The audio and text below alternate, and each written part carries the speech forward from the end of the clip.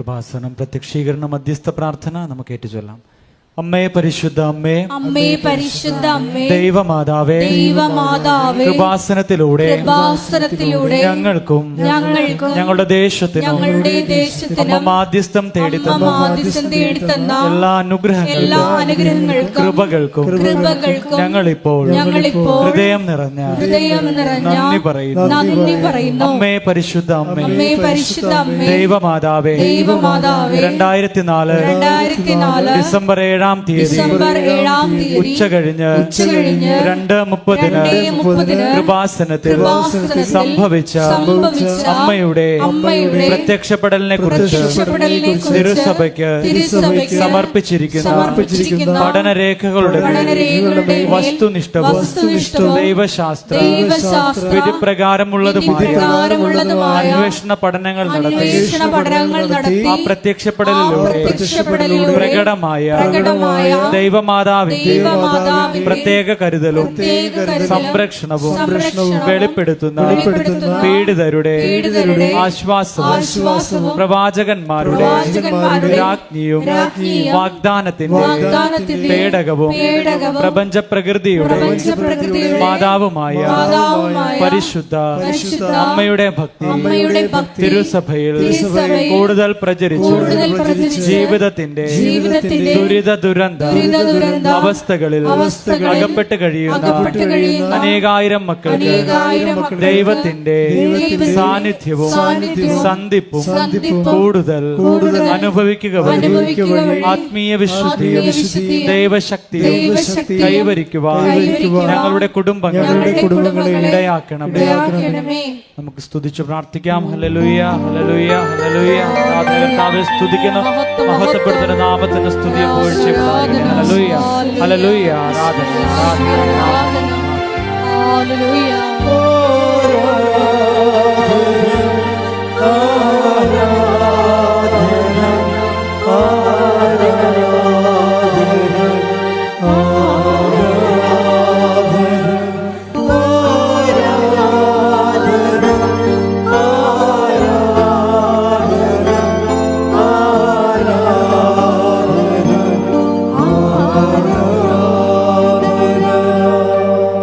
പരിശുദ്ധ പരമ ദിവ്യകാരുണ്യത്തിന് നേരവും ആരാധനയും സ്തുതിയും പുകഴ്ചയും ഉണ്ടായിരിക്കട്ടെ. പരിശുദ്ധ പരമ ദിവ്യകാരുണ്യത്തിന് നേരവും ആരാധനയും സ്തുതിയും പുകഴ്ചയും ഉണ്ടായിരിക്കട്ടെ. പരിശുദ്ധ പരമ ദിവ്യകാരുണ്യത്തിന് നേരവും ആരാധനയും സ്തുതിയും പുകഴ്ചയും ഉണ്ടായിരിക്കട്ടെ. അമ്മേ പരിശുദ്ധ അമ്മേ, അമ്മേ പരിശുദ്ധ അമ്മേ, ഭൂസ്വർ ലോകങ്ങളുടെ രാജ്ഞിയായ അങ്ങേക്ക് ഭൗമ സംരക്ഷണത്തിനായി പ്രപഞ്ച പ്രകൃതിയെ തിരുസഭ പ്രതിഷ്ഠിക്കുവാൻ ഈ പ്രത്യക്ഷീകരണം വഴി ഇടയാക്കണമേ. പരിശുദ്ധ അമ്മേ, ജപമാല മാതാവേ, സകല കൃപാസനം പ്രാർത്ഥനകളോടും ചേർത്ത് ഞങ്ങളിപ്പോൾ പ്രാർത്ഥിക്കുന്നു.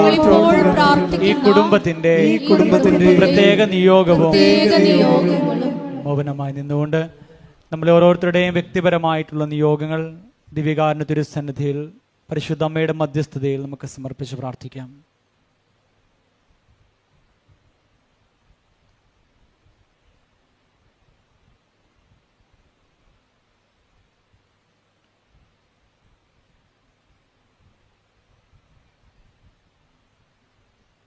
അമ്മയുടെ പ്രത്യക്ഷീകരണത്തിന്റെ ഈ അനുഗ്രഹവേളയിൽ ഞങ്ങൾക്ക് സാധിച്ചു തരുവാൻ കനിയണമേ. ആമേൻ. സ്തുതിച്ചു പ്രാർത്ഥിക്കാം. ഹല്ലേലൂയ, ഹല്ലേലൂയ. മഹത്വം, മഹത്വം. നാളിതുവരെ ഞങ്ങൾക്ക് ലഭിച്ച എല്ലാ കൃപകൾക്കും അനുഗ്രഹങ്ങൾക്കും നന്ദി പറയുന്നു. ഹല്ലേലൂയ, ഹല്ലേലൂയ. മഹത്വം, മഹത്വം. ആരാധന, ആരാധന. ഹല്ലേലൂയ, ഹല്ലേലൂയ. യേശുവേ നന്ദി. യേശുവേ നീളം. യേശുവേ ഞങ്ങൾക്ക് വചനം നൽകണമേ എന്ന് പ്രാർത്ഥിക്കുന്നു. വചനത്താൽ ഞങ്ങളെ വിശുദ്ധീകരിക്കണമേ എന്ന് പ്രാർത്ഥിക്കുന്നു. ശക്തീകരിക്കണമേ എന്ന് പ്രാർത്ഥിക്കുന്നു. വഴി നടത്തണമേ എന്ന് പ്രാർത്ഥിക്കുന്നു. ഹല്ലേലൂയ, ഹല്ലേലൂയ. മഹത്വം, മഹത്വം. ആരാധന, ആരാധന. ഹല്ലേലൂയ. സ്തുതിക്കട്ടെ. ഹല്ലേലൂയ, ഹല്ലേലൂയ, ഹല്ലേലൂയ, ഹല്ലേലൂയ. യേശുവേ ആരാധന. യേശുവേ, വചനം ശ്രവിക്കുവാൻ ഞങ്ങളെ ഒരുക്കണമേ എന്ന് ഹല്ലേലൂയ, ഹല്ലേലൂയ, ഹല്ലേലൂയ, പ്രാർത്ഥിക്കുന്നു. അഭിഷേകം നൽകണമേ. യേശുവേ, നന്ദി, മഹത്വം, മഹത്വം, ഹല്ലേലൂയ, മഹത്വം. ഹല്ലേലൂയ. കവനൻ്റെ വർക്കൗട്ട് ചെയ്യുന്ന നമ്മുടെ നിയോഗങ്ങൾ നിവൃത്തിയാകുന്ന കാലാവസ്ഥകളുണ്ട്. ഇത് പറയാൻ കാരണം കഴിഞ്ഞ സെപ്റ്റംബർ 7 ഞാനിവിടെ ഇല്ലായിരുന്നു, ഞാൻ കൽക്കട്ടയിലായിരുന്നു. അപ്പോൾ അവിടെ ഞാൻ ഉറങ്ങിയപ്പോൾ അന്ന് മാതാവിൻ്റെ ജന്മദിനത്തിൻ്റെ തലേ ദിവസം രാത്രിയാണത്. അപ്പോൾ എനിക്കൊരു സ്വപ്നമുണ്ടായി. ഞാൻ രാവിലെ എഴുന്നേറ്റ് അടുത്ത മുറിയിൽ പോയി. വിജയകുമാർ എൻ്റെ കൂടെ ഉണ്ടായിരുന്നു. പുള്ളി അടുത്ത മുറിയിലാണ് താമസിക്കണം.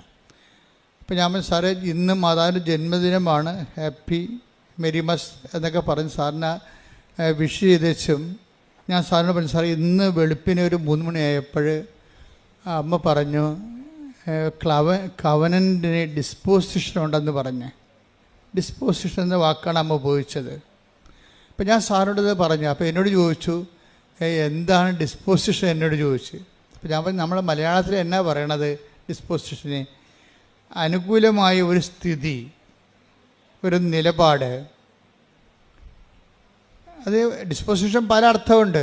സ്പിരിച്വൽ ഡിസ്പോസിഷൻ ഉണ്ട്, ഇമോഷണൽ ഡിസ്പോസിഷൻ. ഒരു സ്വഭാവമാണ് ശരിക്കും പറഞ്ഞാൽ. അപ്പം അതിന് അപ്പോൾ സാറിനും അത് ആദ്യം പറഞ്ഞപ്പോൾ മനസ്സിലായില്ല ശരിക്കും.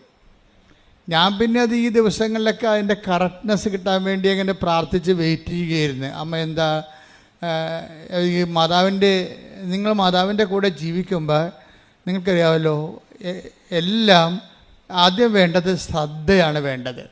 മാതാവിൻ്റെ ഉടമ്പടിയായി കഴിഞ്ഞാൽ പിന്നെ നിങ്ങൾ ശ്രദ്ധ വേണം നിങ്ങൾക്ക്. ഇപ്പം നിങ്ങൾക്ക് ഇപ്പോൾ പ്രഗ്നൻ്റ് ആയി കഴിഞ്ഞാൽ ഇപ്പോൾ നിങ്ങൾ കല്യാണം കഴിച്ചു, ഉടനെ പ്രഗ്നൻ്റായി കഴിയുമ്പോൾ എന്താ, അവർക്ക് നേരത്തെ പ്രഗ്നൻ്റ് ആകുന്നതിന് മുമ്പ് ഉണ്ടായിരുന്ന മാനസികാവസ്ഥ അല്ലല്ലോ. അവർക്ക് പ്രത്യേക കുഞ്ഞിനെക്കുറിച്ചാണ് പിന്നെ ശ്രദ്ധയുള്ളത്. കുഞ്ഞിനൊന്നും കേട് വരരുത് എന്ന രീതിയിൽ അവർ ഇരിപ്പ് നോക്കും, അവർ കിടക്കുമ്പോൾ നോക്കും, ചരിയണ നോക്കും, എല്ലാം നോക്കും. അപ്പോൾ അതെന്താ കാര്യം വെച്ച് കഴിഞ്ഞാൽ ആവശ്യമായ ഓക്സിജനും അതുപോലെ തന്നെ കുഞ്ഞിന് കിട്ടി സ്വസ്ഥമായി അത് വളരുക എന്നുള്ള ഒരു ഉദ്ദേശമാണ് അമ്മയ്ക്കുള്ളത്. അതൊരു ഡിസ്പോസിഷനാണ് ശരിക്കും പറഞ്ഞാൽ. ഇപ്പോൾ മനസ്സിലായില്ലേ കാര്യങ്ങൾ പെട്ടെന്ന്? അതാണ് എൻ്റെ കാര്യം. അത് അനുകൂലമായ നമ്മുടെ മാനസികമായ ഒരു സഹകരണം, അനുകൂലമായ സഹകരണം. അതിനാണ് അച്ഛൻ ക്ലൈമറ്റ് എന്ന് പറഞ്ഞത്, കവനൻ്റെ ക്ലൈമറ്റ്. ഈ കവനൻ്റെ ക്ലൈമറ്റ് ഈ ദിവസങ്ങളിൽ ഈ ദിവസങ്ങളിൽ വന്ന സാക്ഷ്യങ്ങളെല്ലാം ഞാൻ പരിശോധിക്കുകയായിരുന്നു. എവിടെയാണ് അമ്മ സെപ്റ്റംബർ 7 പറഞ്ഞ ക്ലൈമറ്റ് ഡിസ്പോസിഷൻ എവിടെയൊക്കെയാണ് ഉള്ളതെന്നാണ് ഞാൻ ഈ ദിവസങ്ങളിൽ സാക്ഷ്യം കേട്ടപ്പോൾ നോക്കിയത്. അപ്പോൾ അതിലെനിക്ക് കുറേ സാക്ഷ്യങ്ങൾ അങ്ങനെ കിട്ടി. ക്ലൈമറ്റ് ഡിസ്പോസിഷനുള്ള ഒത്തിരി സാക്ഷ്യങ്ങൾ കിട്ടി. അതിലൊരു സാക്ഷ്യം ജിൻസി അലക്സ് കൊല്ലങ്കോട്. അവിടെ സാക്ഷ്യം, അവിടെ ഭർത്താവിന് കിഡ്നിയുടെ അസുഖമാണ്. അപ്പോൾ ഉടനെ അവരെ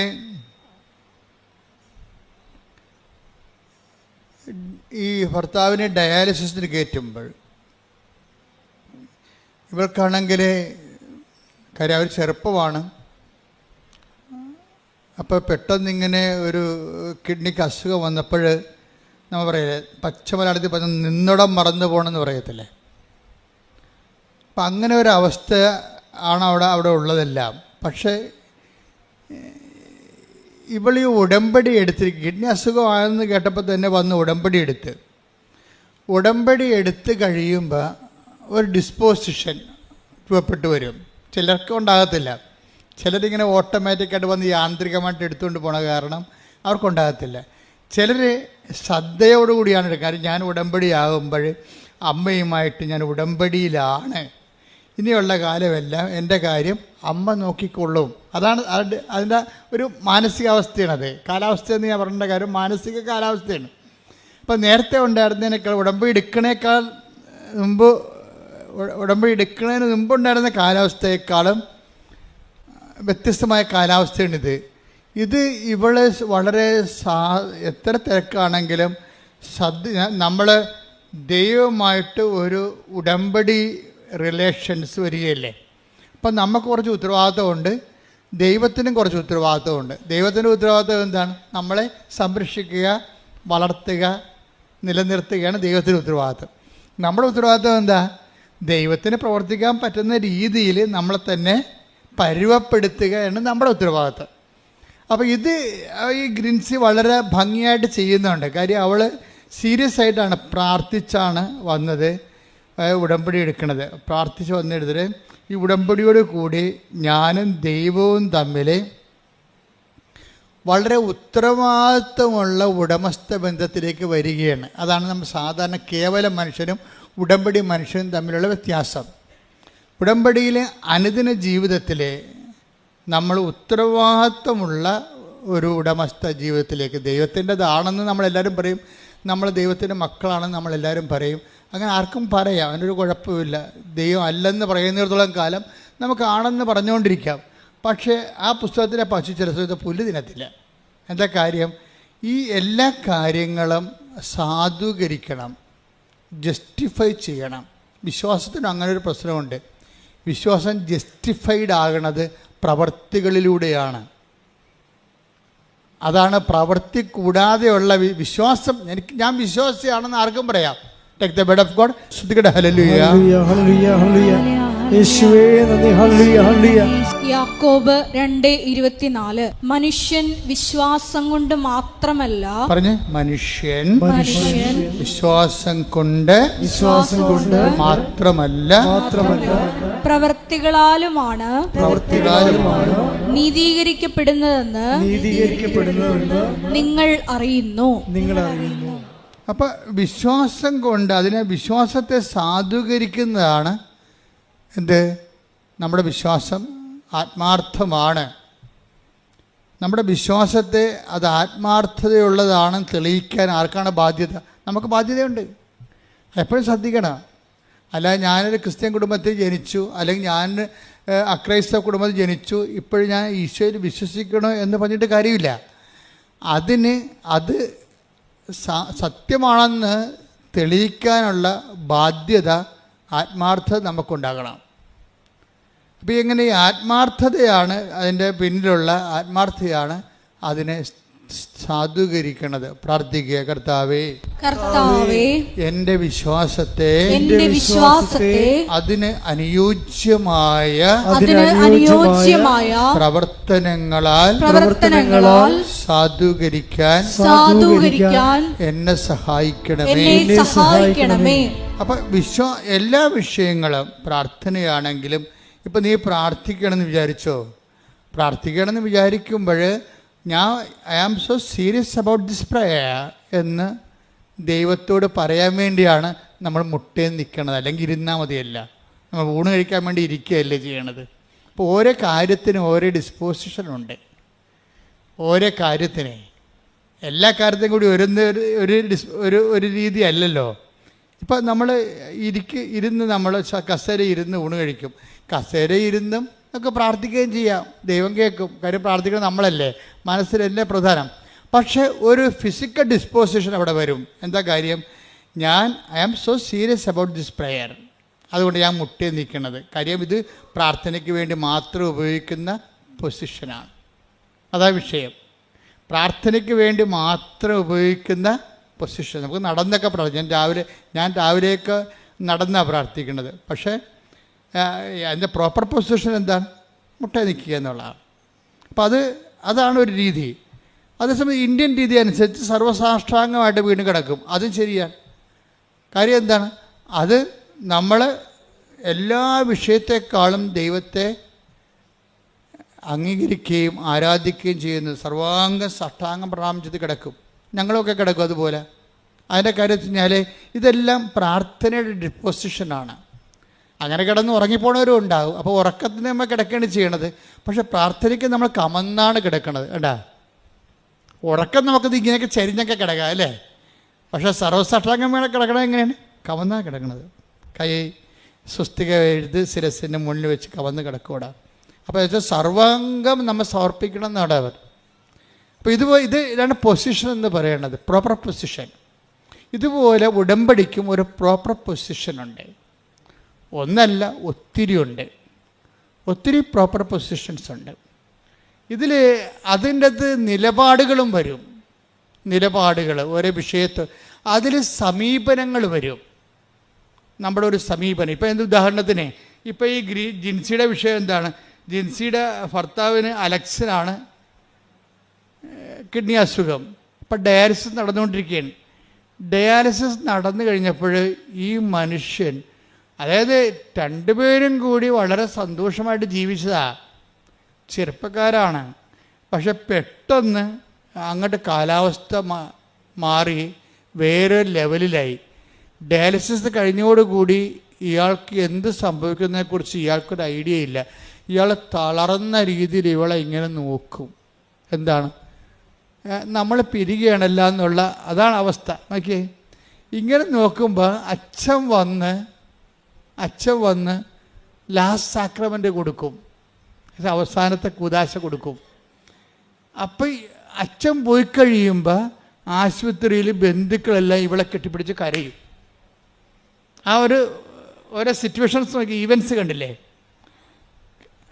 അച്ഛൻ പോയി കഴിയുമ്പോൾ അവിടെ ഉണ്ടായിരുന്ന ബന്ധുക്കൾ, സ്വന്തപ്പെട്ടവരെല്ലാം ഈ ജിൻസിയെ കെട്ടിപ്പിടിച്ച് കരയും. എന്ന് വെച്ച് കഴിഞ്ഞാൽ അവളുടെ ഭർത്താവ് തീർന്ന് പോയി, ഈ ലോകത്തുനിന്ന് വിടപിരിഞ്ഞെന്ന രീതിയിലേക്ക് കഴിയും. പക്ഷേ ഇവള് പറയണത് ഞാൻ കരഞ്ഞില്ലെന്ന് പറയണം. അതാണ് ഡിസ്പോസിഷൻ. അതാണ് ഉടമ്പടി ഒരു മനുഷ്യനെ എങ്ങനെയാണ് ചേഞ്ച് ചെയ്യണം നോക്കണം. ഈ വിഷയങ്ങളെല്ലാം എൻ്റെ മുമ്പിൽ നടന്നുകൊണ്ടിരിക്കുകയാണ്, പക്ഷെ ഞാൻ മാത്രം കരഞ്ഞില്ല. എന്താ കാര്യം? എനിക്കറിയാം അമ്മ ഏതെങ്കിലും നിമിഷം ഉടമ്പടി എടുത്തു കഴിഞ്ഞാൽ അമ്മയുമായിട്ട് ഉടമ്പടിയിലാണ്. അപ്പോൾ ഏതെങ്കിലും സമയത്ത് അമ്മ ഈ വിഷയം അറിയും. അച്ഛൻ വന്നതും അച്ഛൻ പോയതൊക്കെ ആദ്യം പറഞ്ഞത് ആരാ? അമ്മ അറിഞ്ഞിട്ടുണ്ട് ഇത് ചെയ്തെടുത്ത്. ഇതാണ് ഡിസ്പോസിഷൻ. ഇപ്പോൾ അതൊക്കെ മനസ്സിലായില്ലേ? ഡിസ്പോസിഷൻ എന്ന് പറഞ്ഞാൽ മനസ്സിലായില്ലേ? അതായത് ഇത്രയും നമ്മുടെ ചുറ്റും ലോകം മുഴുവനും കലങ്ങി മറിയുമ്പോഴും ഉടമ്പടി എടുത്ത ആ ദൈവ പൈതൽ ഒരു ഉടമ്പടി നിലപാടുണ്ട്. ഉടമ്പടി സമീപനത്തിലൂടെ ദൈവത്തിൽ ആഴമായി വിശ്വസിച്ച് തൻ്റെ ഈ സംഘർഷങ്ങളിടയിലുള്ള തൻ്റെ വിശ്വാസം ഏറ്റുപറച്ചിൽ അങ്ങ് അറ്റ കൈയായിട്ട് നിൽക്കുകയാണ്. കരയാതെ അങ്ങ് ദൈവത്തിൽ ആഴമായി ശരണപ്പെട്ടുകൊണ്ട് നിൽക്കുകയാണ്. പെട്ടെന്നാണ് ഈ മനുഷ്യൻ്റെ ലക്ഷണം മാറണത്. ഇവളുടെ ഇതെല്ലാം ദൈവത്തിൽ നമ്മളുടെ ഒരു നിലപാട്, സമീപനമൊക്കെ പ്രാർത്ഥനയാണ്. പ്രാർത്ഥന ചുണ്ടുകൊണ്ട് മാത്രമുള്ളതല്ല. അതായത് ഈ ഇങ്ങനെയുള്ള സംഘർഷ സമയത്തുള്ള നമ്മുടെ ഇതൊക്കെ ഒരു ഉടമ്പടി നിലപാടാണ്. എന്താ, നമ്മൾ വെറുതെ ഒരു പ്രാർത്ഥന പ്രാർത്ഥിച്ചിരിക്കുകയല്ല, നമ്മൾ ദൈവവുമായിട്ട് ഒരു ഉടമ്പടി എടുത്തിരിക്കുകയാണ്. അപ്പോൾ ദൈവവും നമ്മൾ ഈക്വൽ പാർട്ട്നേഴ്സാണ്. ഈ ഒരു വ്യവഹാരത്തിൽ, ബന്ധത്തിൽ 50-50 പാർട്ട്ണറാണ് നമ്മൾ. പകുതി നമ്മളും പകുതി ദൈവവുമാണ്. അപ്പോൾ ഒരു പൊതുവായിട്ടുള്ള പദ്ധതിയാണ് ഉടമ്പടി. ദൈവവും നമ്മളുള്ള അതിലൊരു വിഷയമാണ് ഭർത്താവിൻ്റെ ഈ കിഡ്നിയുടെ അസുഖം ഭേദമാകണത്. എന്നിട്ട് പെട്ടെന്ന് പതുക്കെ അതായത് നമ്മുടെ ഭാഗത്തു നിന്നുള്ള പേയ്മെൻറ്റ്, ഇതാണ് പേയ്മെൻറ്റ് എന്ന് പറയുന്നത്. ഇപ്പം നമ്മൾ അഡ്വാൻസ് കൊടുത്താൽ മാത്രം പോലെ, ഉടമ്പടി നിങ്ങൾ എടുക്കുമ്പോൾ നിങ്ങളുടെ അഡ്വാൻസ് കൊടുക്കുകയാണ്. എന്താ കാര്യം? ഇങ്ങനെയൊക്കെ ഉള്ളതെല്ലാം ദൈവത്തിന് വേണ്ടി ചെയ്തുകൊള്ളാമെന്ന് പറഞ്ഞൊരു അഡ്വാൻസ്. പക്ഷേ ദൈവം എന്നാ ചെയ്യണമെന്ന് പറയുമ്പോൾ അതിൻ്റെ ഫുൾ എമൗണ്ട് പേ ചെയ്യാൻ പറയും. പക്ഷേ ആൾക്കാർക്കത് മനസ്സിലാകത്തില്ല. ചിലർ പറയും സാധനം കിട്ടട്ട എന്നിട്ട് ഞങ്ങൾ ഫുൾ എമൗണ്ട് പേ ചെയ്യാൻ പറയും. എങ്ങനെ? എന്തെങ്കിലും ഒന്ന് നടക്കട്ട, ജോലി കിട്ടട്ട, അല്ലെങ്കിൽ വിസ കിട്ടട്ട, അല്ലെങ്കിൽ ജപ്തി നടപടി മാറട്ടെ, എന്നിട്ട് ഞങ്ങൾ പത്രം കൊടുക്കാമെന്ന് പറയും. അതൊരു ബാർഗെയിനിങ്ങിലേക്ക് മാറും. ചില ആൾക്കാർക്ക് മണ്ടത്തരം പറഞ്ഞാൽ അങ്ങനെയാണ് ഉടമ്പടിയിൽ.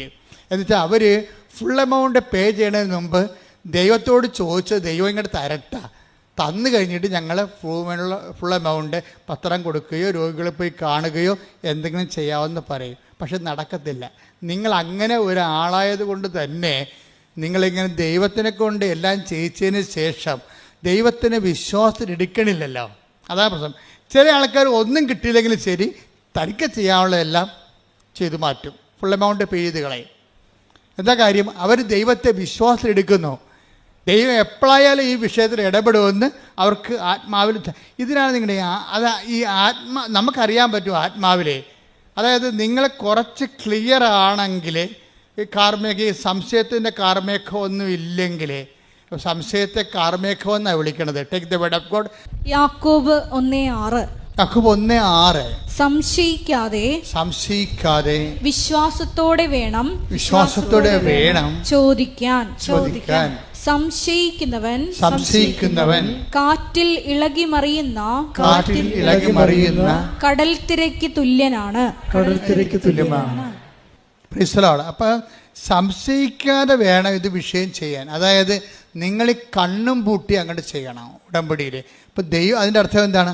ദൈവത്തെ നമ്മൾ വിശ്വാസത്തിൽ എടുക്കുന്നു, അതാണ് വിഷയം. അല്ലാതെ ദൈവത്തിൽ നിന്ന് ഒരു ഇൻസ്റ്റാൾമെൻറ്റ് വരട്ടെ, ഈ കമ്പനി ശരിയാണെന്ന് നോക്കട്ടെ, ഈ ഏജൻറ്റ് നമ്മളെ പറ്റിക്കുമെന്ന്. നമ്മൾ വിസ ഏജൻറ്റുമാരെ എപ്പോഴും സംശയത്തോടെയല്ലേ നോക്കണം, ഈ കാശ് പോകുക എന്ന് ഓർത്തിട്ട്. അതുപോലെ വിസ ഏജൻറ്റുമാരെ നിങ്ങൾ നോക്കണ പോലെ ദൈവത്തെ നോക്കുന്നുണ്ട് ചില ആൾക്കാർ. അതാണ് നിങ്ങൾക്ക് കളിപ്പ് വരുന്നത്. അപ്പോൾ ദൈവത്തിന് അറിയാൻ പറ്റുമല്ലോ ഇത് സംശയമാണെന്ന്. സംശയത്തിൽ ഉടമ്പടി വർക്കൗട്ട് ചെയ്യത്തില്ല. സംശയത്തിൽ ഉടമ്പടി, അത് സംശയം ഒരു നെഗറ്റീവ് ഡിസ്പോസിഷനാണ്. അത് പറഞ്ഞില്ലേ, കടൽ തിര പോലെയാണ്, ഇങ്ങനെ ഒന്നിനു പിറകെ ഒന്നായി വന്നിട്ട് അലസ്വസ്ഥപ്പെടുത്തിക്കൊണ്ടിരിക്കും. അപ്പോൾ അത് കട്ടൻഡേറ്റായിട്ട് ഇൻവെസ്റ്റ് ചെയ്യണതാണ് ഏറ്റവും നല്ലത്. പ്രാർത്ഥിക്കുക, കർത്താവായ ദൈവമേ, ഉടമ്പടി നിബന്ധനകളെ നിർബാധം നിറവേറ്റാൻ എനിക്ക് പ്രത്യേകമായ അഭിഷേകം നൽകണമേ. ശ്രുതികട ഹല്ലേലൂയ.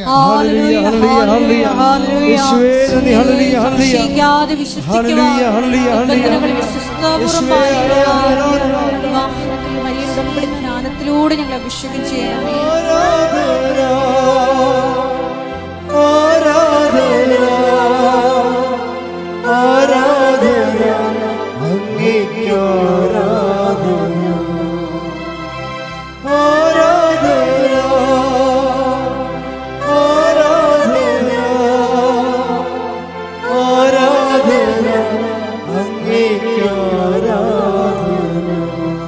കുറേ ഘടകങ്ങളുണ്ട്. അതിൽ ഇവർ അച്ഛൻ സ്വന്തം ഭർത്താവിന് അന്ത്യകുദാശം നൽകി പിരിയുമ്പോൾ ബന്ധുക്കൾ ഇവിടെ കെട്ടിപ്പിടിച്ച് കരയുമ്പോൾ ഇവൾ വേങ്ങലടിച്ച് അവിടെ കൂടെ കരയേണ്ടതാണ്. ശരിക്കും പറഞ്ഞ് എല്ലാം തീർന്നെന്നും പറഞ്ഞുകൊണ്ട് കരയേണ്ടതാണ്.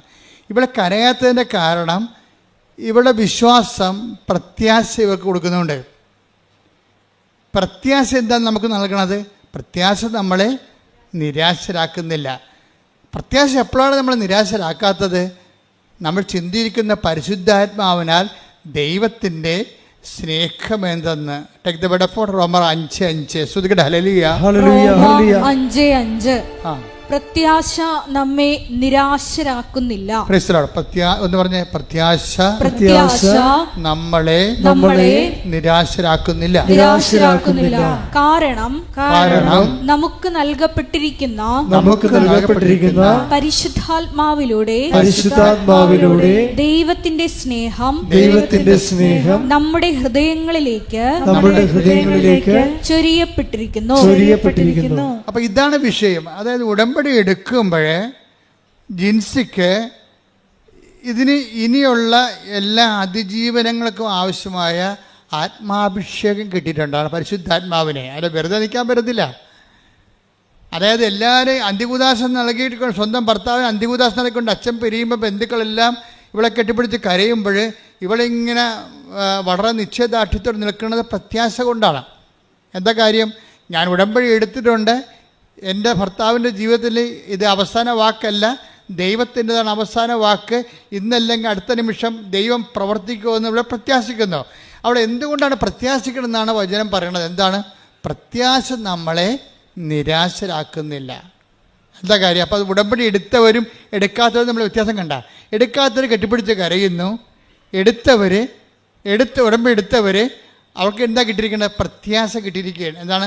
അവൾ പരിശുദ്ധാത്മ പറയും, നീ വിഷമിക്കേണ്ട, ഏതാനും നിമിഷങ്ങൾക്കുള്ളിൽ നിൻ്റെ ഭർത്താവിൽ നിനക്ക് ടെസ്റ്റ് തന്നതാണ്, കുറച്ച് കഴിയുമ്പോൾ ദൈവം ഈ വിഷയം ഏറ്റെടുത്താണ്, നിൻ്റെ ഭർത്താവിന് ജീവനോട് നിനക്ക് തരും എന്നുള്ള മുന്നറിവ് പ്രത്യാശ ഇവർക്ക് നൽകിയിട്ടുണ്ട്. ഈ പ്രത്യാശ വന്ന എന്താ ഗുണം? നമുക്ക് നിരാശ എന്ന് പറഞ്ഞാൽ എന്താണ്? ഇപ്പോൾ ആൾക്കാർ പറയും നിരാശ ഉണ്ടാകാതിരിക്കുക എന്ത് ചെയ്യണം? ആശ ഉണ്ടാകാതിരുന്നാൽ മതിയെന്ന്. പണ്ട് ബുദ്ധനൊക്കെ അങ്ങനെ പറഞ്ഞുകൊണ്ടിരുന്നത്, ആശ ഉണ്ടാകാതിരുന്നാൽ മതിയെന്ന്. പക്ഷേ ബൈബിൾ പറയും, ബൈബിൾ അതിനെ ഈ അണ്ടേ കൊണ്ടേ വളം വെക്കത്തില്ല, ഡയറയുടെ റൂട്ടിലേ വളം വെക്കത്തുള്ളൂ. ബൈബിൾ എന്താ പറയണത്? പ്രത്യാശ ഉണ്ടെങ്കിൽ സ്വാഭാവികമായിട്ടും നിനക്ക് നിരാശ ഉണ്ടാകത്തില്ല. എന്തുകൊണ്ടാണ് നിനക്ക് നിരാശ ഉണ്ടാകാത്തത് എന്താണെന്ന് വെച്ച് കഴിഞ്ഞാൽ പരിശുദ്ധാത്മാവ് നിനക്ക് അറിവ് നൽകും. അതാണ് വിഷയം. എന്താണ്? ഈ ഉടമ്പടിയോടുകൂടി നീ പരിശുദ്ധാത്മാവിൻ്റെ പ്രത്യേകമായ ഇടപെടലിനും കമ്മ്യൂണിക്കേഷനിലാകും നീ ദൈവമായിട്ട്. അപ്പോൾ ഒരു ആന്തരികമായൊരു കമ്മ്യൂണിക്കേഷൻ കിട്ടിക്കഴിഞ്ഞാൽ നിനക്ക് ആന്തരിക ഉറപ്പ് ലഭിക്കും. ഇപ്പം എല്ലാവരും കിടന്ന് വിഷമിക്കുമ്പോഴും ചില സ്നേഹബന്ധങ്ങളൊക്കെ ഉണ്ടാകുമല്ലോ. അപ്പോൾ ഒത്തിരി കല്യാണ മന്ദിരം പോണ്, അവളെ ഒന്നിനും കെട്ടണില്ല, ഒന്നിനും സമ്മതിക്കണില്ല അവൾ.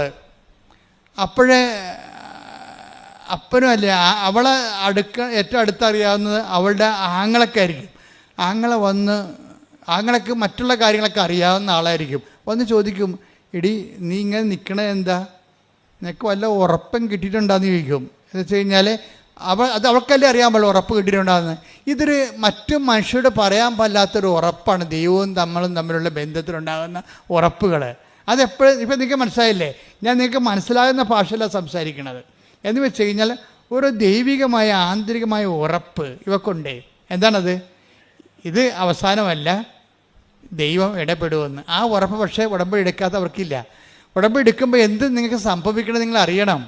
നിങ്ങളിങ്ങനെ ഓരോ ആൾക്കാർ വന്നിട്ട് ഓരോ അപേക്ഷക്കത്ത് എഴുതിക്കൊണ്ടു നിൻ്റെ അടുത്ത് കെട്ടിത്തത്തിച്ച് പോണ പോലെ അങ്ങനെ ഈസിയായിട്ട് പോണവരെ പോകും. അവർക്ക് അത് മനസ്സിലാകത്തില്ല.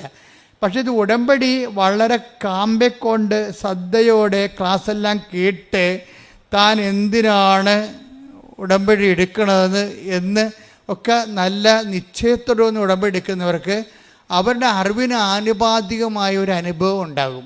എപ്പോഴും നമ്മൾ ശ്രദ്ധിക്കേണ്ടതേ ഇതെല്ലാം വർക്കൗട്ട് ചെയ്യണത് ഒരു അനുഭവത്തിൻ്റെ വെളിച്ചത്തിലാണ്. അനുഭവം ഉണ്ടാകണമെങ്കിൽ എന്ത് ചെയ്യണം? ആദ്യം അറിവുണ്ടാകണം. അറിവെന്ന് പറഞ്ഞാൽ എന്തുമാത്രം അറിവാണെന്ന് എനിക്കറിയത്തില്ല. ഞാൻ 10-38 കൊല്ലമായി ശുശ്രൂഷ ചെയ്തുകൊണ്ടിരിക്കുന്നതാണ്. ഇപ്പോഴും ഈ വിഷയത്തിൽ പുതിയ കാര്യങ്ങളാണ് കർത്താവ് പറയണത്. അപ്പോൾ അറിവ് എവിടെ ചെന്നെത്തുമെന്ന് ഒരു പിടിയുമില്ല. നമ്മൾ ചിലപ്പോൾ ഇപ്പോഴും ABCD തന്നെ ആയിരിക്കും ചിലപ്പോൾ ആധ്യാത്മികതയുടെ.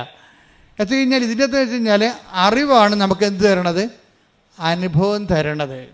അപ്പം അനുഭവത്തിൻ്റെ അകത്ത് മൈനർ എക്സ്പീരിയൻസ് ഉണ്ട്, മേജർ എക്സ്പീരിയൻസ് ഉണ്ട്. ഇപ്പം മൈനർ എക്സ്പീരിയൻസിന് മൈനറായിട്ടുള്ള അറിവൊക്കെ മതി. മേജർ എക്സ്പീരിയൻസിന് മേജർ ആയിട്ടുള്ള വിസ്റ്റം വേണം. ഇതാണ് നമ്മൾ കൂടുതൽ ആഴങ്ങളിലേക്ക് നീക്കി വലയിറക്കാൻ ഈശോ പറയത്തില്ലേ? ഈശോ എന്താ ശ്രദ്ധിക്കട്ടെ. ഹല്ലേലൂയ. ലൂക്ക 5:4. ലൂക്ക 5:4. സംസാരിച്ചു തീർന്നപ്പോൾ സംസാരിച്ചു തീർന്ന ഈശോ പ്രസംഗിക്കായിരുന്നു അവരോട് കടൽത്തീരത്തിൽ വെച്ച്. സംസാരിച്ചു തീർന്നപ്പോൾ അവൻ ശിമയോനോട് പറഞ്ഞു, ആഴത്തിലേക്ക് നീക്കി മീൻ പിടിക്കാൻ വലയിറക്കുക. ഇത് വാസ്തവത്തിൽ ഞാൻ ഒരിക്കലും ഈ വചനം വായിച്ചുകൊണ്ടിരുന്നപ്പോഴേ, ഇപ്പോഴല്ല, ഇപ്പം ഞാനിത് ഓർത്തുകൊണ്ട് ഇങ്ങനെ പറയാം. അതായത് ഈശോ ഈ നമുക്ക് കടലിലത്തെ, ഞാൻ കുറേ നാൾ കടലോരത്തും കടലിലും ഒക്കെ ആയിട്ട് വിശേഷ വരെ ചെയ്താണ്. എപ്പോഴും വെള്ളം വെഞ്ചരിക്കാൻ പോവുകയും പിന്നെ വർഷമാകുമ്പോൾ എല്ലാ വെള്ളങ്ങളും ഒരുമിച്ച് കൂട്ടിയിട്ട് അവരെ കുമ്പസാരിപ്പിക്കുകയും വള്ളത്തേക്ക് കടലിൽ ചെറുവള്ളങ്ങളിൽ പോയിട്ട് വലിയ വള്ളങ്ങളിൽ കയറിയും ബോട്ടുകളിൽ പോയി അവരെ വെഞ്ചരിക്കുകയും കത്തോലിക്കരെ കുമ്പസാരിപ്പിക്കുകയും ചെയ്യുന്ന ഒരു ശുശ്രൂഷയുണ്ട്. 10 കൊല്ലം ചെയ്തതാണ്. അപ്പോഴൊക്കെ നമ്മൾ കടത്തീരത്ത് വരുമ്പോൾ നമ്മൾ കാണുന്നൊരു വിഷയം എന്ന് വെച്ച് കഴിഞ്ഞാൽ ചില ബീച്ചുകാരൊക്കെ ഉണ്ടാവും കടലോരത്ത്, കടലിൽ ബീച്ചാണ്. അവർക്ക് വല്ല കൂരി പോലെയൊക്കെ ഉള്ള മീനൊക്കെ കിട്ടും. അവർക്ക് കണമ്പ്, മാലാൻ, അങ്ങനെയൊക്കെ ചെറിയ മീനൊക്കെ കടത്തീരത്ത് കൂടി പോണ മീനുണ്ട്. പക്ഷെ നമ്മൾ ഈ ലോ പ്രഷറിലുള്ളതാണ്. നങ്ക്, ഇതുപോലെ തന്നെ ചെമ്മീൻ, ഇതൊക്കെ ലോ പ്രഷറിൽ വർക്ക് ചെയ്യണതാണ്. അതിൻ്റെ ഒരു തീരത്തിൻ്റെ ഒരു പ്രത്യേകതയാണത്. അതുകൊണ്ട് ജീവിക്കുന്ന ഒത്തിരി പേരുണ്ട്. ഇപ്പോഴ് ഈ ആൾക്കാരൊക്കെ തെർമക്കോൾ പോലൊക്കെ ഒരു വള്ളമൊക്കെ ഉണ്ടാക്കി അതിൽ തുഴഞ്ഞ് ഒറ്റക്ക് പോയി. ഇപ്പോൾ ആൾക്കാർ ഒരാൾ മതി അതിൻ്റെ അടുത്ത് പോകാൻ. ഇപ്പോൾ ആ മേഖലയിൽ നിന്നെല്ലാം ആൾക്കാരെല്ലാം പഠിച്ച് വേറെ തൊഴിലിന് പോവുകയാണ്. ഇനിയിപ്പോൾ ആ മേഖലയിൽ നാളെ ഹൈടെക് വരും. ഇപ്പോഴും നമ്മൾ ജപ്പാനിലൊക്കെ കാണുന്ന പോലെ ഡ്രോണൊക്കെ കൊണ്ടാണ് ഇപ്പോൾ ജപ്പാനിലൊക്കെ വല ഇറക്കണത്. വലയും കൊണ്ട് ഡ്രോൺ പോയിക്കൊള്ളും. ഡ്രോൺ തന്നെ കടലിൽ വല കെട്ടിയിട്ട് തിരിച്ചു വരുന്നുള്ളൂ. എന്നിട്ട് ചെറിയൊരു ബീഞ്ച് പോലെ സാധനം വെച്ചിട്ട് തനത്താൻ വലിക്കും. ഒരാൾക്കാരെ കടലിൽ പോകേണ്ട കാര്യമില്ല. ഇപ്പോൾ കാലങ്ങൾ അങ്ങോട്ട് മാറുകയാണ്. നാളെ നനഞ്ഞിട്ടുള്ള പരിപാടിയൊന്നുമില്ല, അപകടമില്ല എല്ലാം. പക്ഷേ ആഴങ്ങളിലേക്ക് നിൽക്കാനൊന്നും ഇവർക്ക് പറ്റത്തില്ല. ആഴങ്ങളിലേക്ക് നിൽക്കണമെങ്കിൽ തിരുത, അറക്ക പോലെയുള്ള വലിയ വലിയ മീനുകൾ ഹൈ പ്രഷറിൽ താമസിക്കുന്നതാണ്. നല്ല ആഴങ്ങളിലേക്ക്. ഈ അനുഭവത്തിലും അങ്ങനെ ഒരു പ്രശ്നമുണ്ട്. നിങ്ങൾ പനി മാറുക, നെഞ്ചുവേദന മാറുക, വേർപ്പാറുക, അങ്ങനെയുള്ള കൊച്ചു മീനുകളെ പിടിക്കണമെങ്കിൽ നിങ്ങളുടെ ഈ ലോ ഫെയ്ത്ത് മതി, ചെറിയ ഫെയ്ത്ത് മതി. ചെറിയ വിശ്വാസം കൊണ്ടൊക്കെ നടക്കും. പക്ഷേ ഒരു സീരിയസ് അഗ്നി പരീക്ഷ വന്നു കഴിഞ്ഞാൽ അത് വലിയ മീനാണ്. അതിന് ആധ്യാത്മികതയുടെ ആഴങ്ങളിലേക്ക് പോകണം. എന്താ കാര്യം? ചൊല്ലൽ കൊണ്ട് പറ്റത്തില്ല. പിന്നെന്താണ്? ചെയ്യൽ വേണം.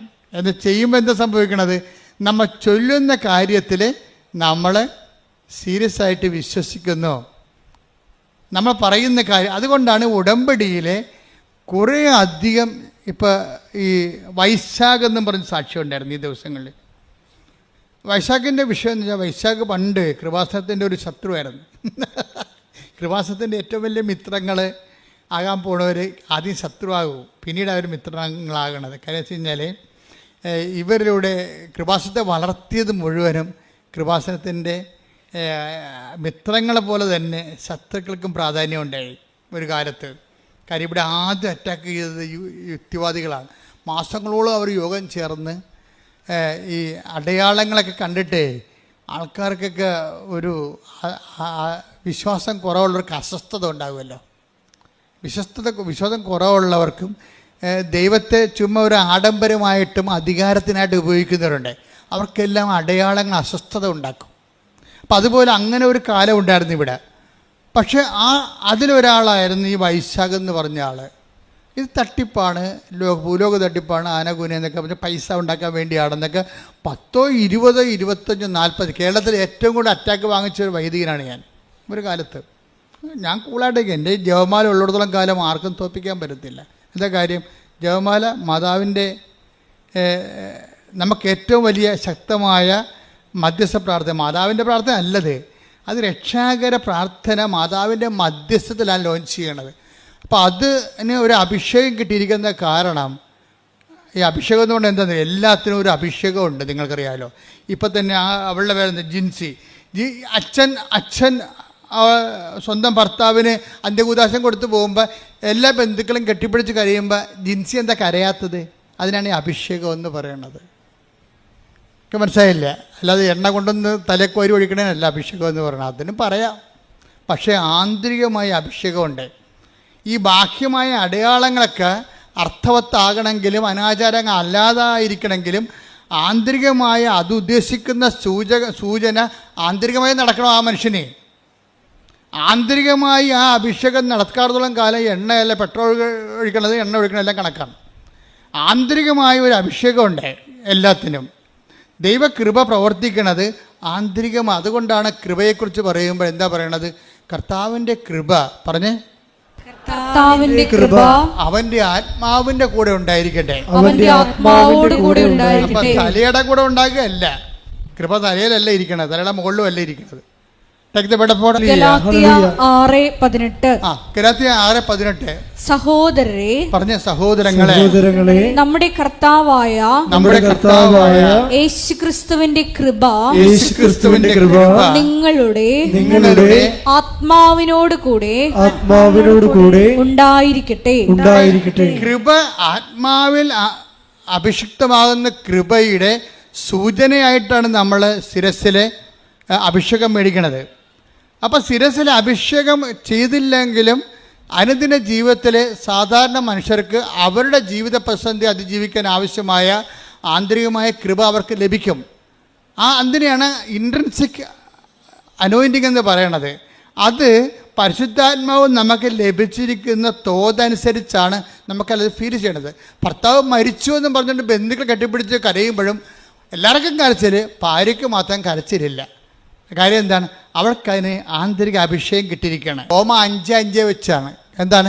കഷ്ടത സഹനശീലവും. പറഞ്ഞേ, കഷ്ടത സഹനശീലവും സഹനശീലം ആത്മധൈര്യവും.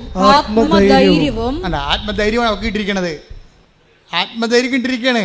അതിനാണ് ആന്തരിക അഭിഷേകം എന്ന് പറഞ്ഞത്. ആത്മധൈര്യം പ്രത്യാശയം നമുക്ക് നൽകിയിരിക്കുന്നു. അതെങ്ങനെ നൽകിയിരിക്കുന്നതാണ്? പരിശുദ്ധാത്മാവിനാലാണ്. നമ്മൾ ചിന്തിയിരിക്കുന്ന പരിശുദ്ധാത്മാവിനാൽ ദൈവത്തിന്റെ സ്നേഹം എന്തെന്ന് നമ്മൾ അറിയുന്നു. അപ്പൊ ഈ ആന്തരിക അഭിഷേകവും പരിശുദ്ധാത്മാവും ദൈവത്തിന്റെ സ്നേഹവും തമ്മിൽ ബന്ധമുണ്ട്. എന്താ കാര്യം വെച്ച് കഴിഞ്ഞാൽ, പരിശുദ്ധാത്മാവ് നിറയുമ്പോൾ നമുക്ക് എന്താ സംഭവിക്കണത്? അത് പരിശുദ്ധാത്മാവിനെ നിലനിർത്താൻ ആവശ്യമായ ഒരു ഇന്റേണൽ ഡിസ്പോസിഷൻ ഉണ്ട്. അതാണ് മാതാവ് സെപ്റ്റംബർ 7 പറഞ്ഞത്. ഡിസ്പോസിഷൻ, പരിശുദ്ധാത്മാവിനെ നിലനിർത്താനുള്ള ആന്തരികമായ ഒരു ഡിസ്പോസിഷൻ. ആ ഡിസ്പോസിഷൻ ഉണ്ടെങ്കിൽ എന്താ സംഭവിക്കണത്? പരിശുദ്ധാത്മാവിൻ്റെ ഫലമാണ് എന്ത്? ദൈവസ്നേഹം. ഈ നമ്മൾ ചിന്തിയിരിക്കുന്ന പരിശുദ്ധാത്മാവ്, take the word of God, അതായത് പരിശുദ്ധാത്മാവിൻ്റെ ഫലമാണ് ദൈവസ്നേഹം. അപ്പം സ്നേഹം, പരിശുദ്ധാത്മാവിന്റെ ഫലങ്ങള് ഗലാത്യർ 5:22. എന്നാൽ ആത്മാവിന്റെ ഫലങ്ങൾ സ്നേഹം, ആനന്ദം, സമാധാനം, ക്ഷമ, ദയ, നന്മ, വിശ്വസ്തത, സൗമ്യത, ആത്മസംയമനം ഇവയാണ്. ഈ ജിൻസി എന്ന് പറയുന്ന സഹോദരിക്ക് ഈ സംഭവങ്ങൾ ഇപ്പൊ എല്ലാം കിട്ടിയ പോലെയാണ് അല്ലേ? എന്തൊക്കെയാണുള്ളത്? ആത്മാവിന്റെ ഫലങ്ങൾ എന്തൊക്കെയാണുള്ളത്? സ്നേഹം, ആനന്ദം. അപ്പൊ ഇതെല്ലാം ഈ ആന്തരികമായ ആനന്ദത്തിനാണ് ആന്തരിക അഭിഷേകം എന്ന് പറയുന്നത്. സ്നേഹം, ആനന്ദം, പിന്നെന്താണ്? സമാധാനം, ക്ഷമ, ദയ, നന്മ.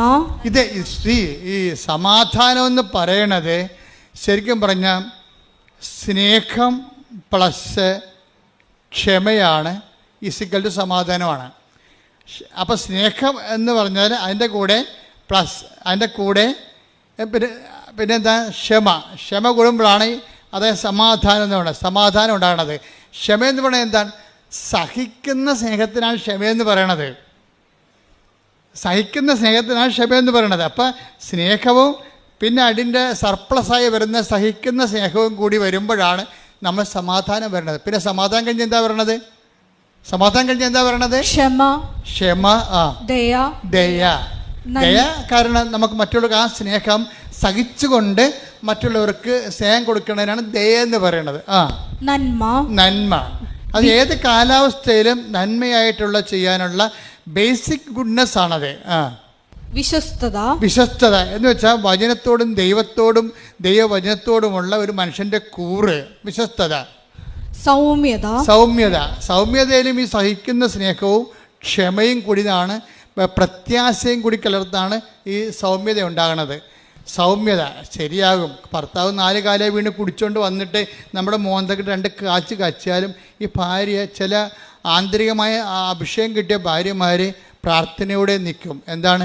ഇന്നല്ലെങ്കിൽ നാളെ ആ മനുഷ്യനെ കർത്താവ് തൊടും എന്നാണ് പറയണത്. തൊടും, അതാണ് സൗമ്യത.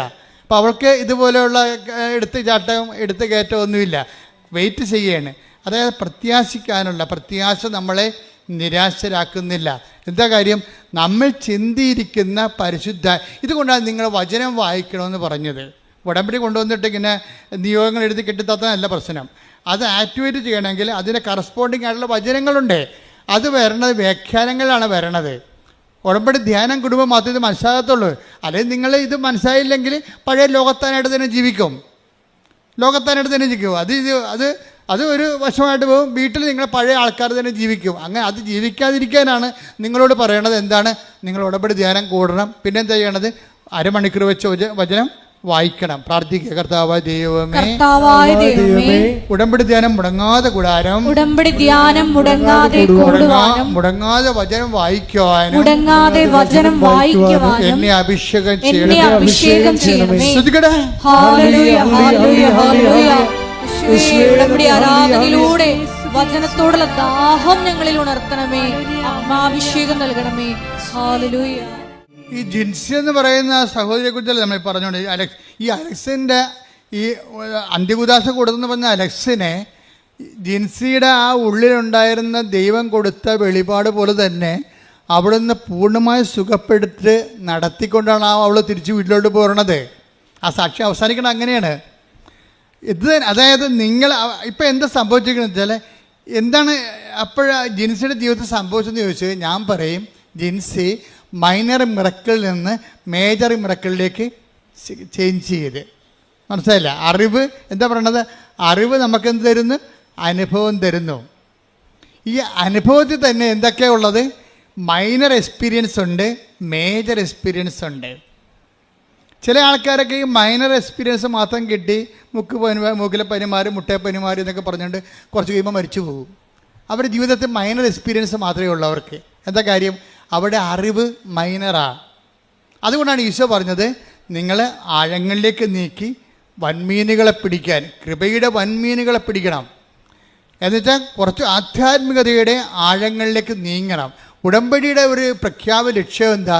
ഉടമ്പടി നിങ്ങളെ ആധ്യാത്മികതയുടെ ആഴങ്ങളിലേക്ക് നീക്കുന്നു. അതപ്പം നിങ്ങൾക്ക് ഇപ്പം ജിൻസിയെ സംബന്ധിച്ചുള്ള എന്താ സംഭവിച്ചിരിക്കുന്നത്?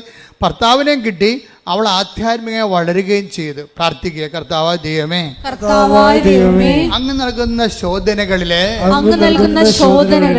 ശംഖ് പതറിപ്പോകാതെ നിശബ്ദതയോടെ പ്രത്യാശയോടെ പരിശുദ്ധാത്മാവിന്റെ നിറവോടെ ദൈവസ്നേഹത്തോടെ അതിനെ അഭിമുഖീകരിക്കുവാനും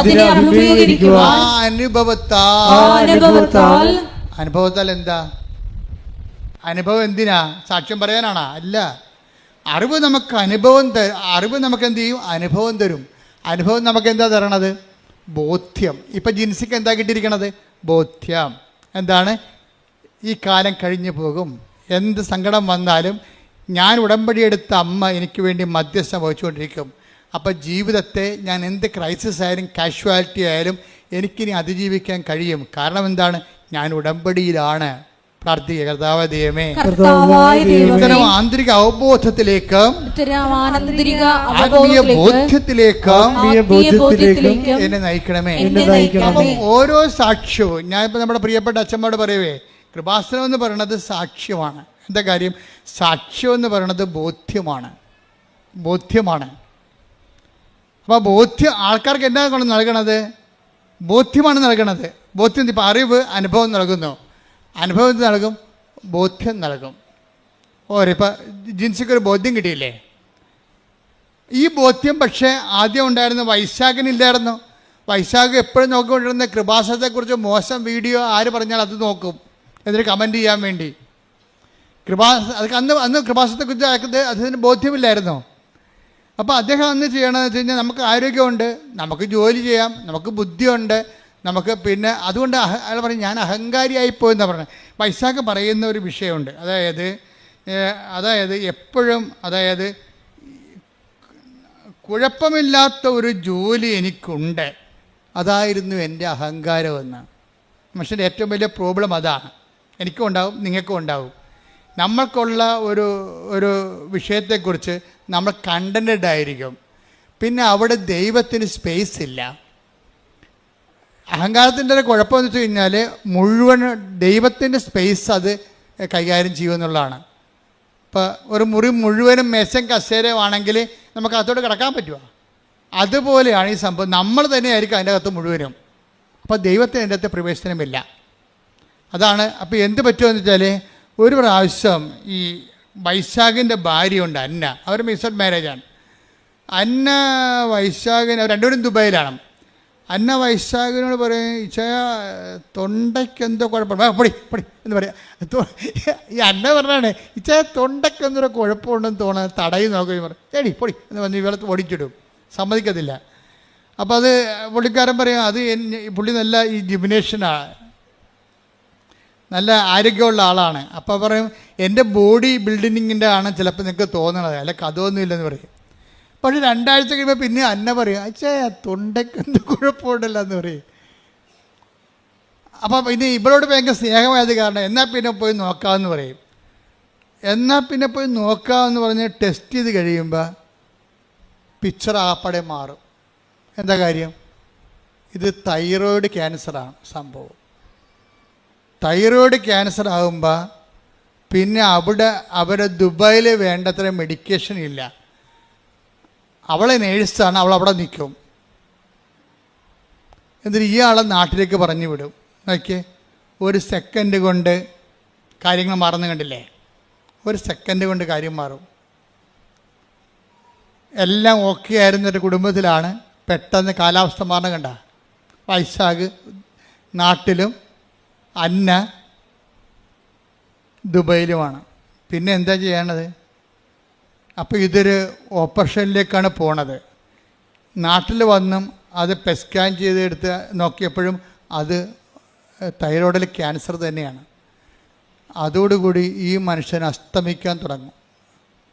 വല്ലാത്ത രീതിയിൽ വിഷമവും വേദനയും, കാലാവസ്ഥ മുഴ അങ്ങനെ വലുതാകാൻ തുടങ്ങും.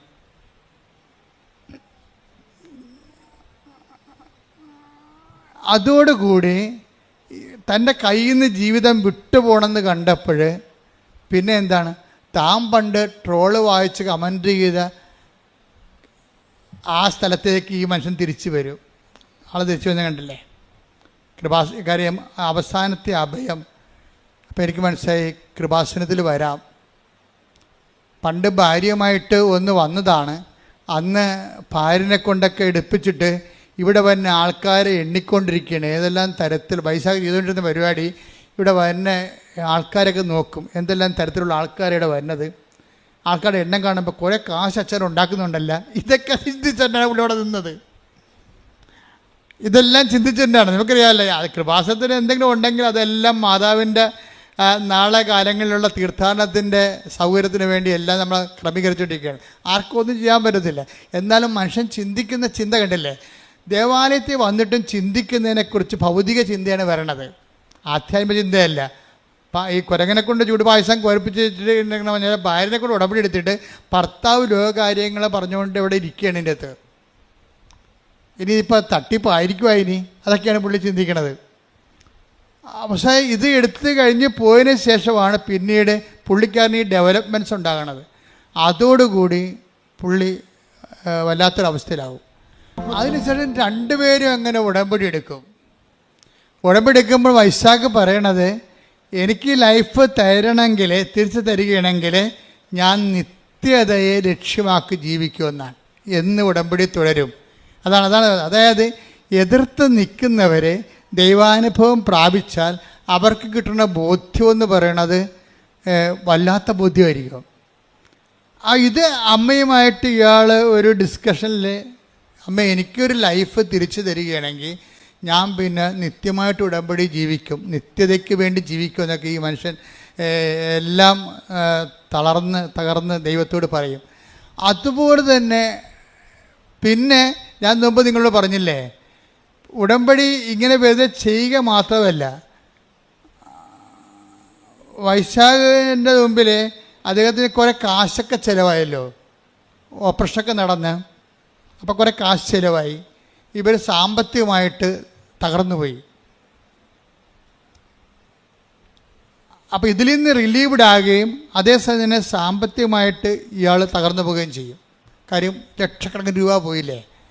ജോലിക്ക് പോയിട്ടും കുറേ നാളായി. ഭാര്യ മാത്രമേ ജോലിക്ക് പോകാനുള്ളൂ. കടം അതിനേക്കാൾ ഇരട്ടിയായി വന്നപ്പോൾ ഒരു ദിവസം ഇയാൾ ദുബായിലെ സ്ട്രീറ്റിലൂടെ വരുമ്പോൾ ഒരു ധർമ്മക്കാരൻ ഇയാളുടെ മേലെ കൈ നീട്ടിയപ്പോൾ എന്നാ പറ്റിയെന്നറിയാമോ? ഇവർ ഭയങ്കര സാമ്പത്തികമായിട്ട് പാപ്പരായ മനുഷ്യരായിപ്പോയി. കുറേ ചിലവൊക്കെ വന്ന് ഒന്നുമില്ലാതായി. അപ്പോൾ അങ്ങനെ വന്നപ്പോഴേ ഈ മനുഷ്യൻ്റെ പോക്കറ്റിൽ ധർമ്മക്കാരനെ കണ്ടപ്പോഴേ ഈ ഉടമ്പടിക്കുള്ളൊരു ഗുണവതാണ്. ഉടമ്പടി നിങ്ങളെ എപ്പോഴും മറ്റുള്ളവരെ കരുതാൻ പറയും. അപ്പം അങ്ങനെ ഉടമ്പടിയുടെ കൾച്ചർ ബേസിൽ പുള്ളിക്ക് മറ്റുള്ളവരെ കരുതാനുള്ള ഒരു പ്രത്യേക മോട്ടിവേഷൻ ഉടമ്പടിയിലൂടെ കിട്ടിയിട്ടുണ്ട്.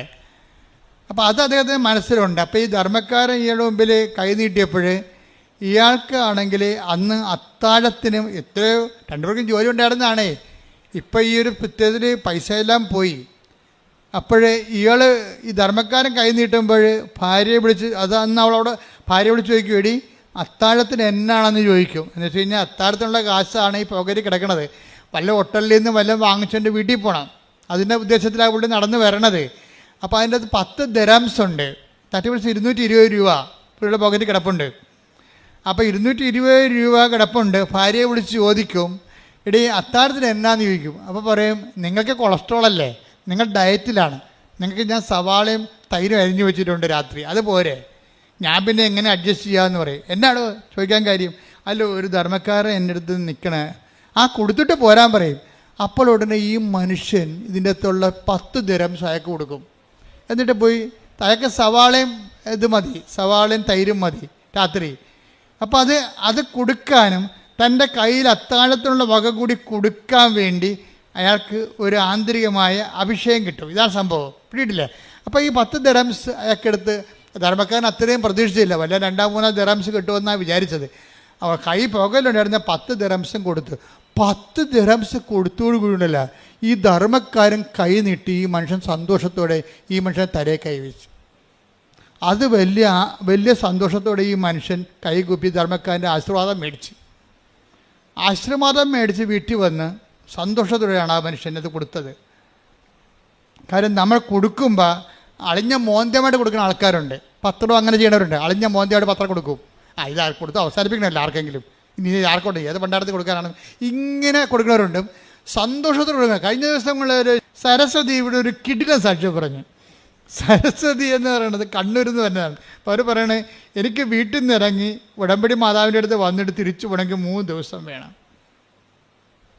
അങ്ങോട്ടും ഇങ്ങോട്ടും ട്രെയിൻ യാത്രയിൽ. അപ്പോൾ സരസ്വതി ചെയ്യണമെന്ന് വെച്ച് കഴിഞ്ഞാൽ 3 കെട്ട് പത്രം മേടിച്ചുകൊണ്ട് പോകും. എന്നിട്ട് രാവിലെ അവിടെ ചെന്ന് 3-ാം ദിവസം അവിടെ എത്തുമ്പോൾ ഒരു കട്ടൻ ചായ കുടിച്ചിട്ട് പത്രം കൊടുക്കാൻ ഇറങ്ങും.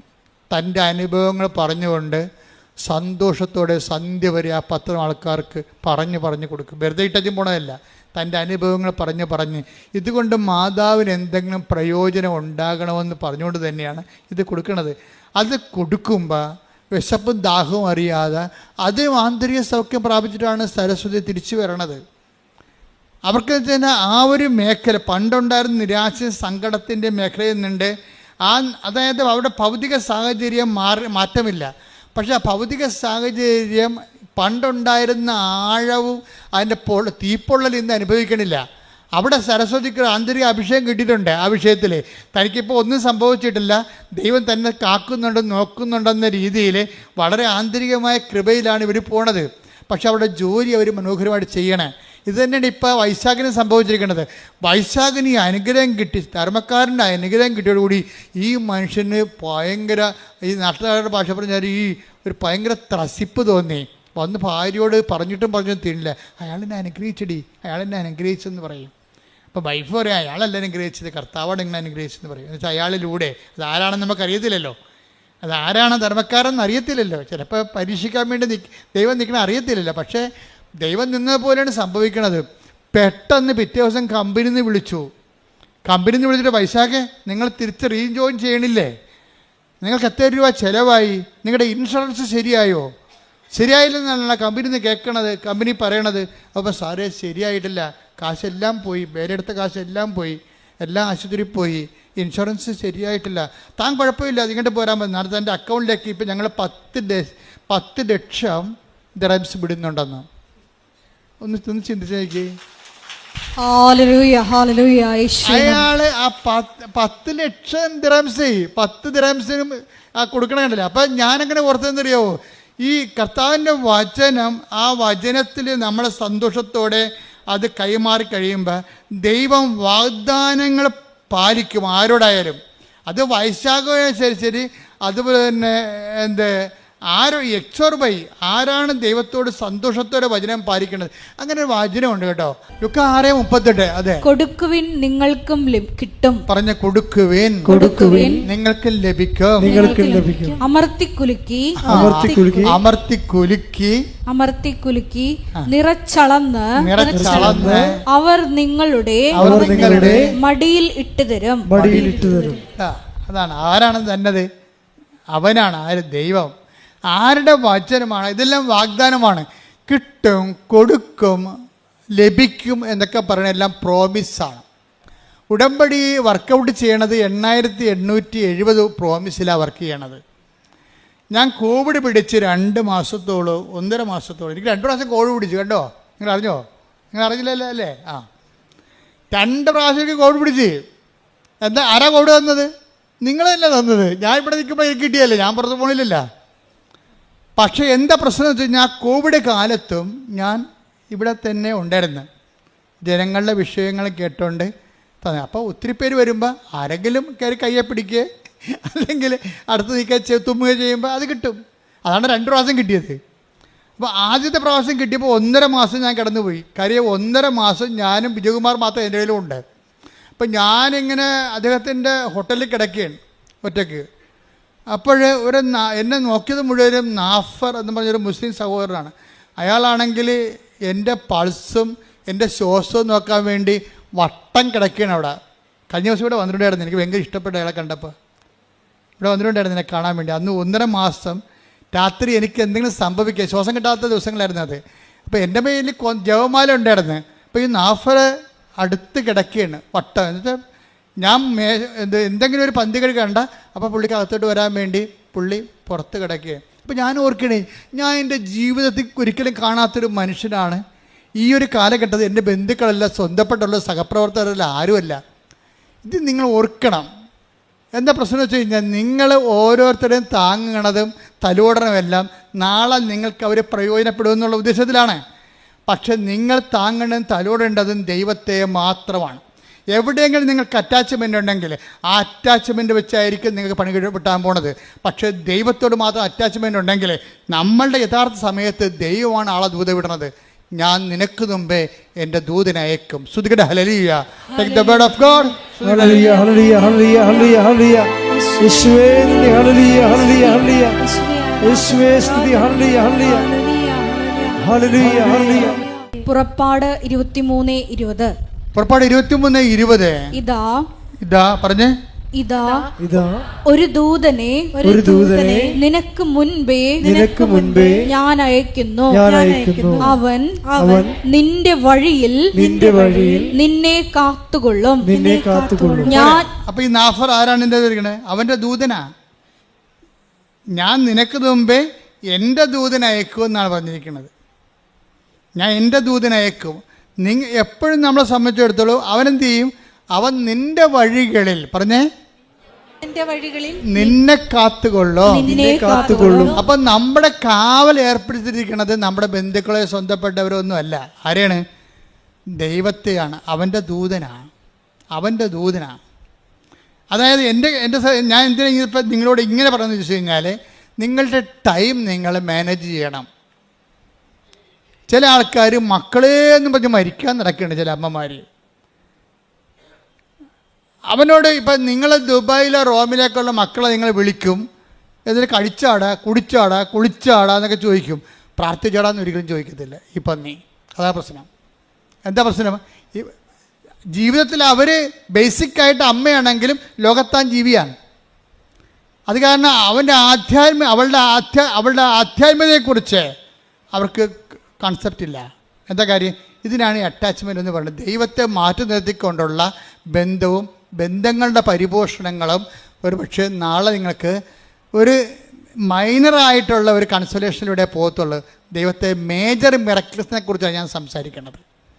മേജർ മിറക്കിൾസ് എന്ന് പറഞ്ഞാൽ ഞാനെന്താ 12 കൊല്ലം ഈ വിജയകുമാറിൻ്റെ ഹോട്ടൽ വിൽക്കാൻ വേണ്ടി ഞങ്ങൾ ഒരുമിച്ച് പ്രാർത്ഥിച്ച 12 കൊല്ലം. കാര്യം ഇത് മുഴുവൻ റിലയൻസിൻ്റെ ലോൺ എടുത്തിട്ട് ചെയ്യണതാണ്. ആ റിലയൻസിൻ്റെ ലോണെന്ന് പറയുമ്പോൾ അതിൻ്റെ പണ്ടാര പലിശ കയറിയിട്ട് കോടികളുടെ കടത്തിൽ വിജയകുമാർ മുങ്ങുകയാണ്. ആരോടും പറയിക്കാതെ പുതിയ ലോൺ എടുത്ത് കൂടിക്കൊണ്ടിരിക്കുകയാണ്. ഇവിടെ വളരെ മിടുക്കനായിട്ട് വരും, സിമ്പിളായിട്ട് പോകും. പക്ഷേ ഞങ്ങൾക്ക് മാത്രമേ രണ്ടുപേർക്കും രഹസ്യങ്ങൾ അറിയാൻ പാടുള്ളൂ. അപ്പോൾ ഞാൻ ഒരു ദിവസം എത്ര പ്രാർത്ഥിച്ചിട്ടും ഈ ഹോട്ടൽ വിൽക്കണില്ല. ഹോട്ടൽ വിൽക്കാനല്ല, വേറെ ഒന്നും വിൽക്കാൻ അവിടെ ഇല്ല താനും. സ്ഥലങ്ങളൊക്കെ ഉണ്ട്, അത് വലിയ സ്ഥലങ്ങളാണ് കിടക്കുന്നത്, അതൊന്നും വിറ്റ് പോകണില്ല. എല്ലാം റിയൽ എസ്റ്റേറ്റ് പ്രോബ്ലത്തിൽ കിടക്കുകയാണ്. പല സ്ഥലങ്ങൾക്കും പല പ്രശ്നങ്ങളാണ് കിടക്കുന്നത്, റവന്യൂ പ്രോബ്ലംസ്. അപ്പോൾ വിജയകുമാർ അങ്ങനെ ഒരു വല്ലാത്തൊരു സീറോ ലെവലിലേക്ക് വരികയാണ്. അപ്പോഴാണ് എനിക്ക് കോവിഡ് വന്നത്. അപ്പം ഞാൻ അപ്പം തന്നെ സാറിനെ വിളിച്ചിട്ട് പറഞ്ഞു, സാറേ എനിക്ക് കോവിഡാണ്, ഞാൻ അങ്ങോട്ട് വരികയാണെന്ന് പറഞ്ഞു. ഓക്കെ അച്ഛൻ കമ്മെന്ന് പറഞ്ഞു, നമുക്ക് ഉടനെ എളുപ്പം വരാൻ പറഞ്ഞു.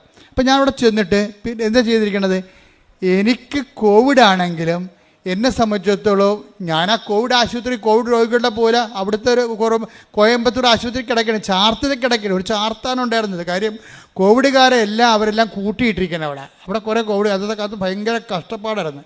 കോവിഡുകാരെല്ലാം കൂട്ടിയിട്ടിരിക്കുകയാണ്. അതിൻ്റെ കൂട്ടത്തിൽ ഞാൻ കിടക്കുകയാണ്. അപ്പോൾ ഞാൻ കിടന്നതിന് ശേഷം എനിക്ക് രാത്രിയാണ് അവിടെ പോയി അഡ്മിറ്റ് ചെയ്യണത്.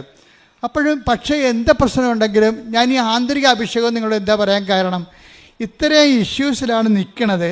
ചില കോവിഡുകാരും മരിക്കുന്നുണ്ട്, പക്ഷേ എൻ്റെ ഉള്ളിൽ എനിക്കൊരു പ്രശ്നവുമില്ല.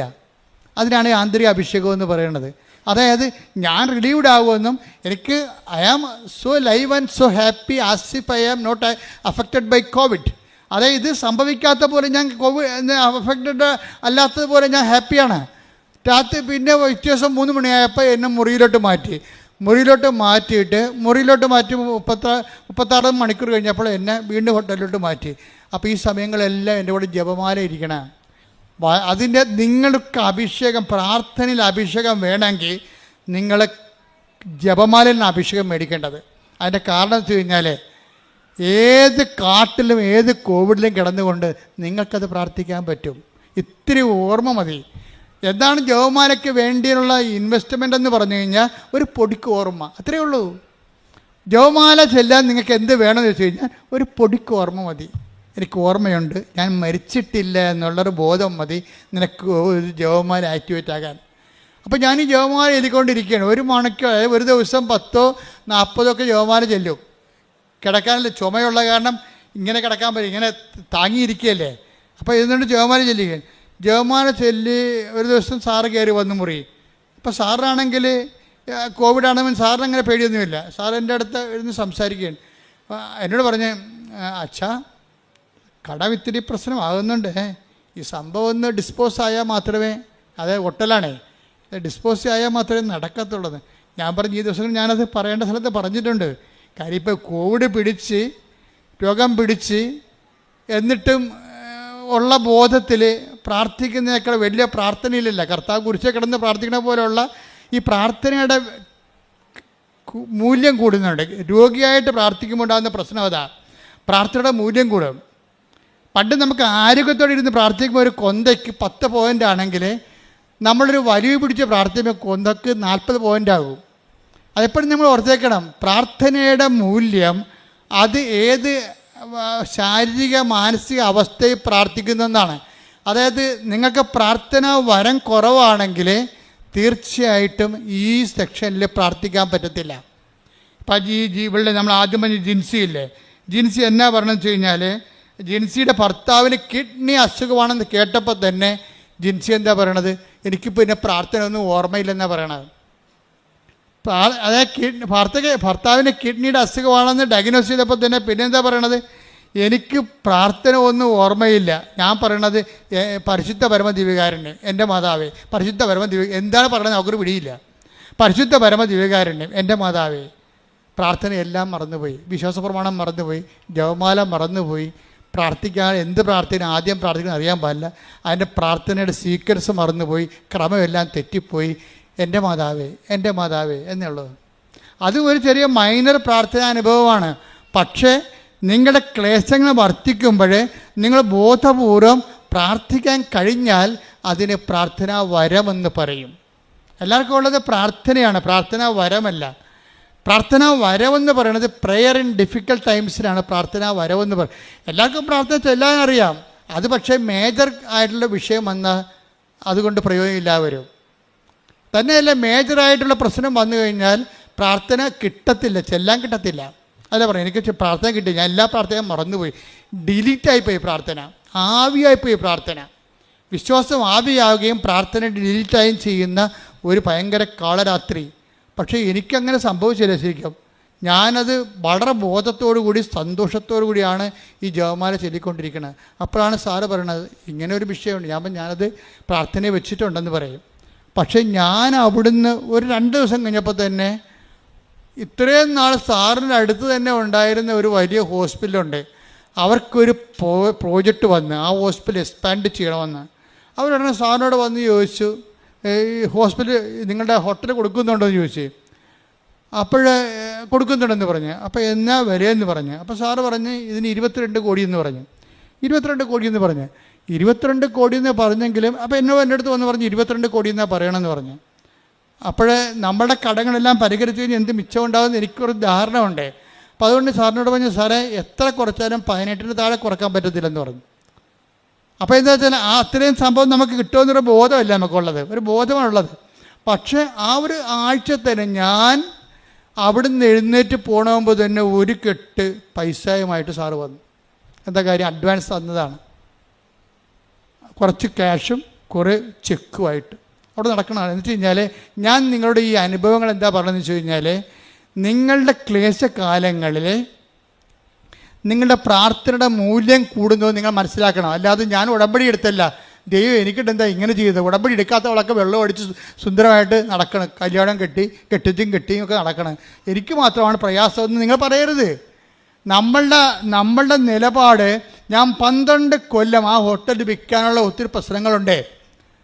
ആ ഹോട്ടൽ ഉൾക്കാണം ചെയ്തപ്പോൾ ഞാൻ പറഞ്ഞു, സാറേ എന്ത് കടം കൊണ്ടായാലും ഇതിന് ഫ്രണ്ടിലുള്ള സ്ഥലം എടുത്തില്ലെങ്കിൽ നമ്മൾക്ക് ഈ ഹോട്ടൽ റൺ ചെയ്യാൻ പറ്റത്തില്ല.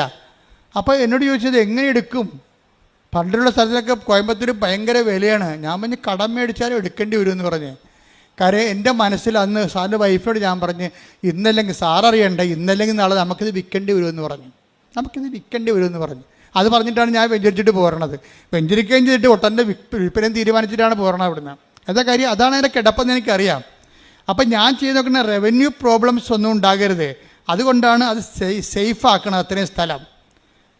അത് നമുക്ക് ആരെങ്കിലും കൊടുത്താൽ എടുക്കണം, അവർക്ക് നാളെ പണി വരരുത്, അങ്ങനെ കറക്റ്റ് ചെയ്ത്.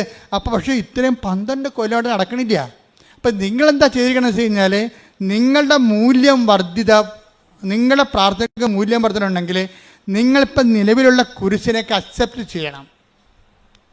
അതെപ്പോഴും ഭയങ്കര സീരിയസ് വിഷയമാണ്. നിങ്ങൾ കുരിശിനെ റിജക്റ്റ് ചെയ്യണത്, അപ്പോൾ നിങ്ങളുടെ മൂല്യം പോകും.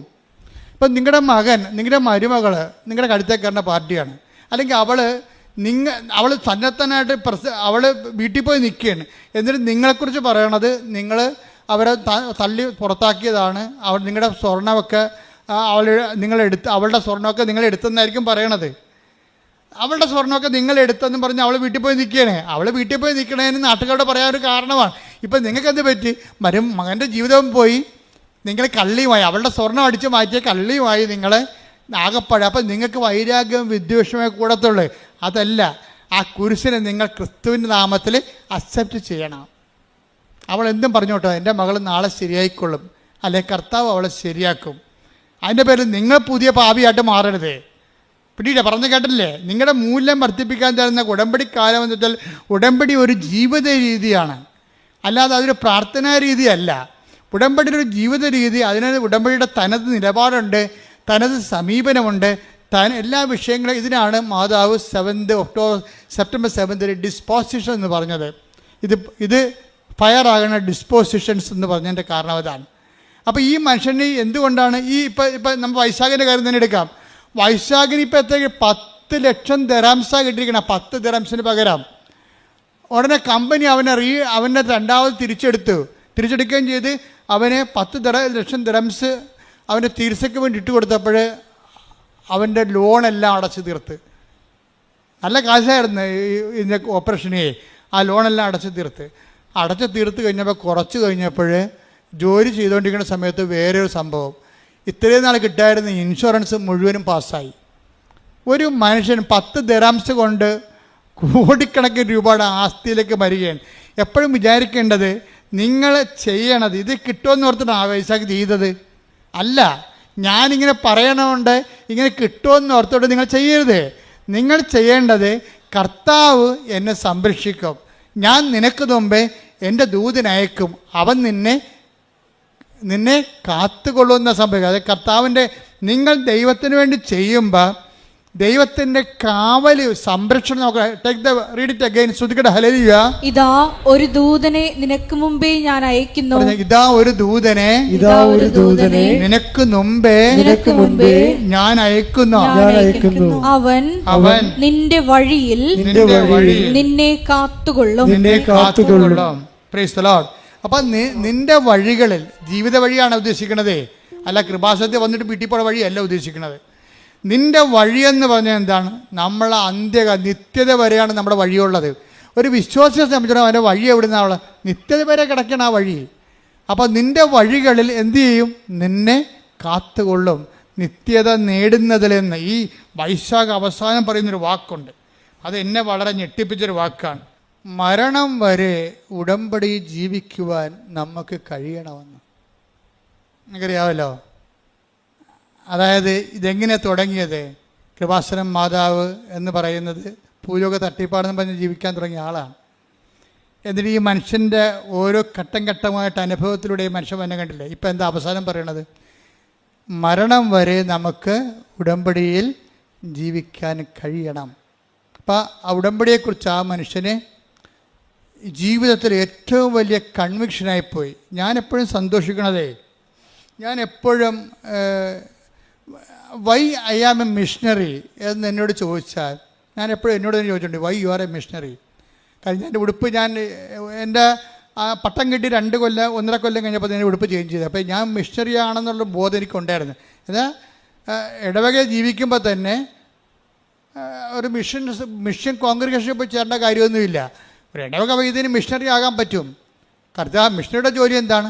കർത്താവിനെ അറിയാത്തവരെ അറിയിക്കുക, അറിഞ്ഞവരെ ആഴപ്പെടുത്തുക. അപ്പോൾ നമ്മൾ മിഷണറിയായി. ഇപ്പം ഞാൻ മിഷണറിയായി, നിങ്ങളും മിഷണറി ആയില്ലേ? ഇപ്പം നിങ്ങളും മിഷണറി അല്ലേ? ഇപ്പം അപ്പോൾ അതിനേക്കാൾ വലിയൊരു ജോലി ഒരു മനുഷ്യന് ദൈവത്തിന് വേണ്ടി ചെയ്യാനില്ല. അതാണ് പ്രശ്നം.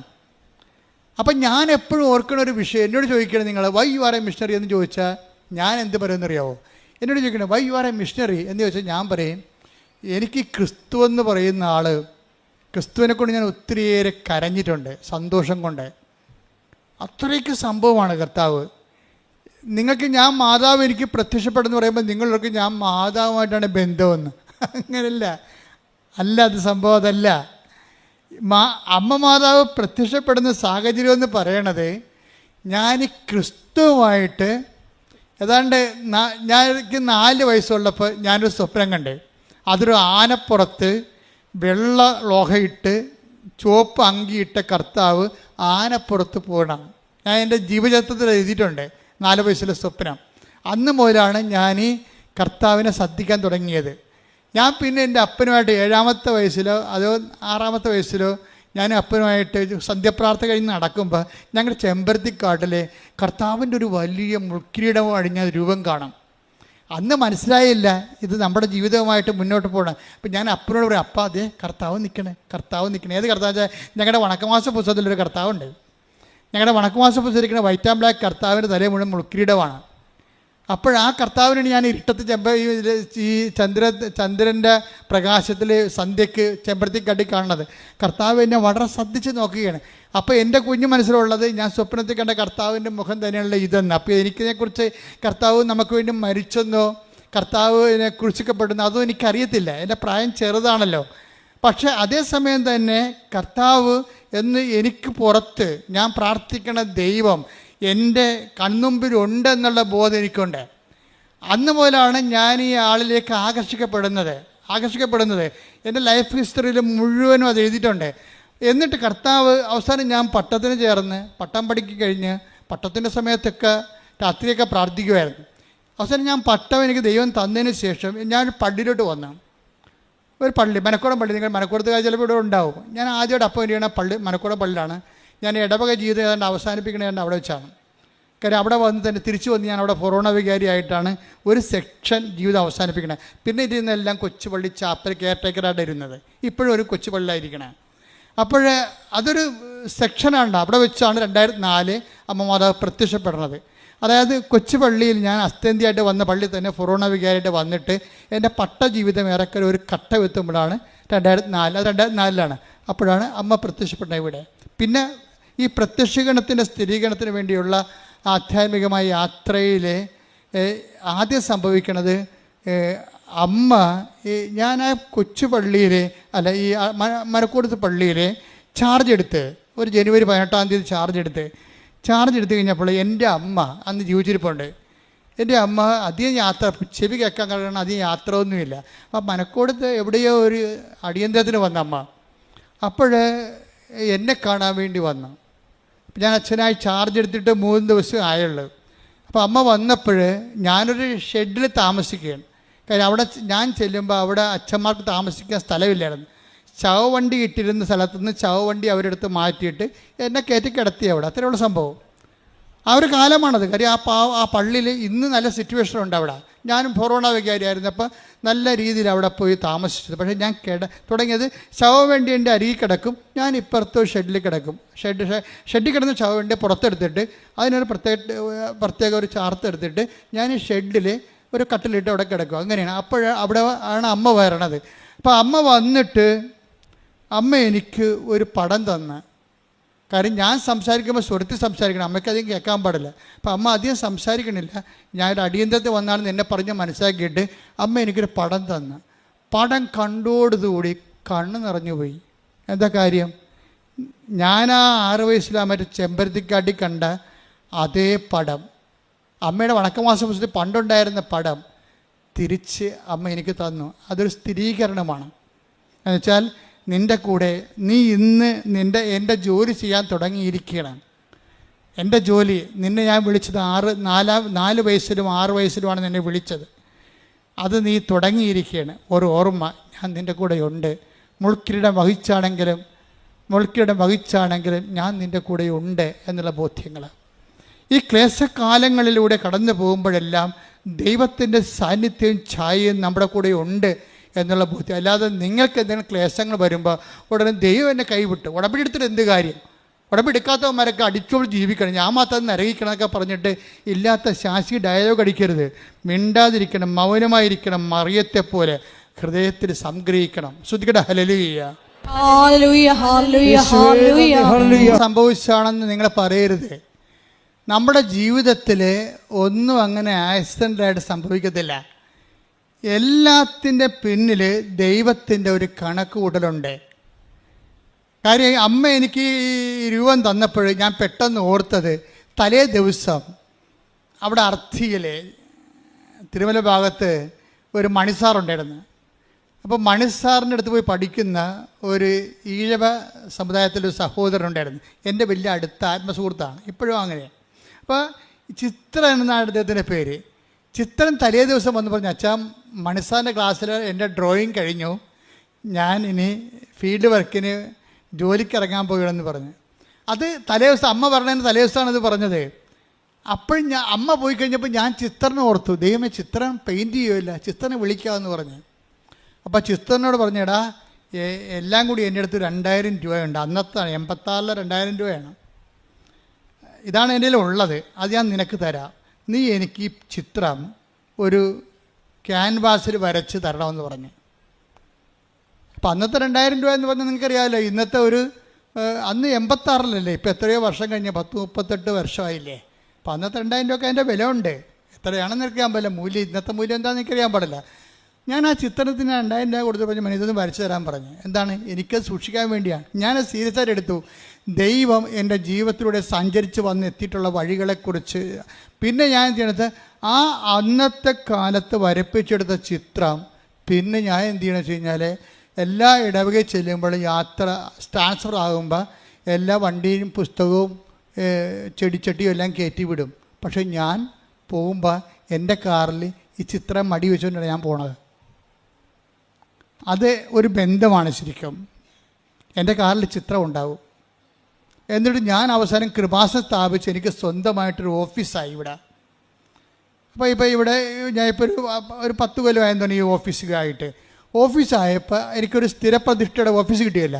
ഞാൻ പിന്നെ കൊണ്ടുവന്ന് പടമെടുത്ത് എൻ്റെ പിന്നിൽ വെച്ചിട്ടുണ്ട്. ഇപ്പം നിങ്ങൾ എൻ്റെ മുറി കാണുമ്പോൾ ഇപ്പോൾ ആൾക്കാർക്ക് കയറാൻ പറ്റില്ല, പണ്ട് കയറാൻ പറ്റുമായിരുന്നു.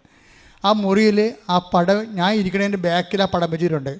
അപ്പോൾ എന്താ കാര്യം? ഇതൊരു ദൈവവുമായിട്ടുള്ള ബന്ധം ഒരിക്കലും നിങ്ങൾ ഒക്കേഷനിലാക്കരുത്. നിങ്ങൾ ഉടമ്പടിയിലാണെങ്കിൽ ഉടമ്പടി എപ്പോഴും ഞാൻ കൂടെയുണ്ടെന്ന് കാണിച്ചുകൊണ്ടിരിക്കും. പക്ഷേ ഇത് കണ്ടെത്താൻ കഴിയണം. കാര്യം ഉടമ്പടി എന്ന് പറയുമ്പോൾ നിങ്ങൾക്കറിയാമല്ല, വിശ്വാസം തന്നെ ആ ശരിക്കും നമ്മൾ ഇൻവെസ്റ്റഡ് വിശ്വാസമുണ്ട്. അത് നമ്മൾ ഒരു നമുക്ക് ഇൻവെസ്റ്റ്മെൻ്റ് ഇല്ലാത്ത വിശ്വാസമുണ്ട്. അപ്പം മാതാപിതാക്കന്മാരുടെ ഗ്യാരണ്ടിയിൽ നമ്മൾ വേണമെങ്കിൽ മാതാപിതാക്കന്മാർ ക്രിസ്ത്യാനികളായതുകൊണ്ട് നമുക്ക് വിശ്വസിച്ച് അങ്ങനെ ജീവിക്കാൻ പറ്റും. അപ്പോൾ നമ്മുടെ ഇൻവെസ്റ്റ്മെൻ്റ് ഇല്ല. പക്ഷെ നമ്മുടെ പേരിൽ കൂട്ടിയ വിശ്വാസമുണ്ട്. ഇപ്പോഴും പലർക്കും തന്നെ ഒരു കുഴപ്പം വെച്ച് കഴിഞ്ഞാൽ അവരുടെ മാതാപിതാക്കന്മാർ ക്രിസ്ത്യൻസ് ആയതുകൊണ്ട് അവരങ്ങനെ ക്രിസ്ത്യൻസായിട്ട് ജീവിക്കുന്നു. അപ്പം നിങ്ങളുടെ വിശ്വാസ പ്രമാണം എന്ന് പറയുന്ന സംഭവത്തിൽ നിങ്ങളുടെ പേരല്ല കിടക്കണത്. കാരണം നിങ്ങളുടെ പേര് കൂട്ടിയിട്ടില്ല. നിങ്ങളെ വിശ്വാസ പ്രമാണം എപ്പോഴും പേരിൽ കൂട്ടണം നമ്മൾ. എന്നിട്ട് നിങ്ങൾ തൻ്റെ പേര് സ്വന്തമായിട്ട് പിടിക്കണം. നിങ്ങളുടെ പേരിൽ അപ്പൻ്റെ നിന്ന് കിട്ടിയ വിശ്വാസമാകാം, അപ്പൂപ്പൻ്റെ നിന്ന് കിട്ടിയ വിശ്വാസമാകാം, തോമസ് തിരിയെ ആരും ആയിക്കൊള്ളട്ടെ. അതൊന്നും പാരമ്പര്യമായിട്ട് ആശയപരമായിട്ട് ശരിയാണെങ്കിലും പ്രായോഗികമായിട്ട് ശരിയാകത്തില്ല. കാര്യം കർത്താവ് ചോദിക്കുന്നത് അങ്ങനെ തോമസ് ശരിയായും ഫ്രാൻസിസ് സേവ്യറും അങ്ങനെ പലരും പല കാര്യങ്ങൾ എന്നെക്കുറിച്ച് പറയും. Whom do you say that I am? അതാണ് പത്രോസിനോട് ചോദിക്കുന്നത്. അങ്ങനെ പലരും പലതും പറഞ്ഞിട്ടുണ്ട്. പക്ഷെ ഞാൻ ആരാണെന്നാണ് നിങ്ങൾ പറയുന്നത്. അതാണ് പ്രശ്നം. നമ്മൾ പറയണം.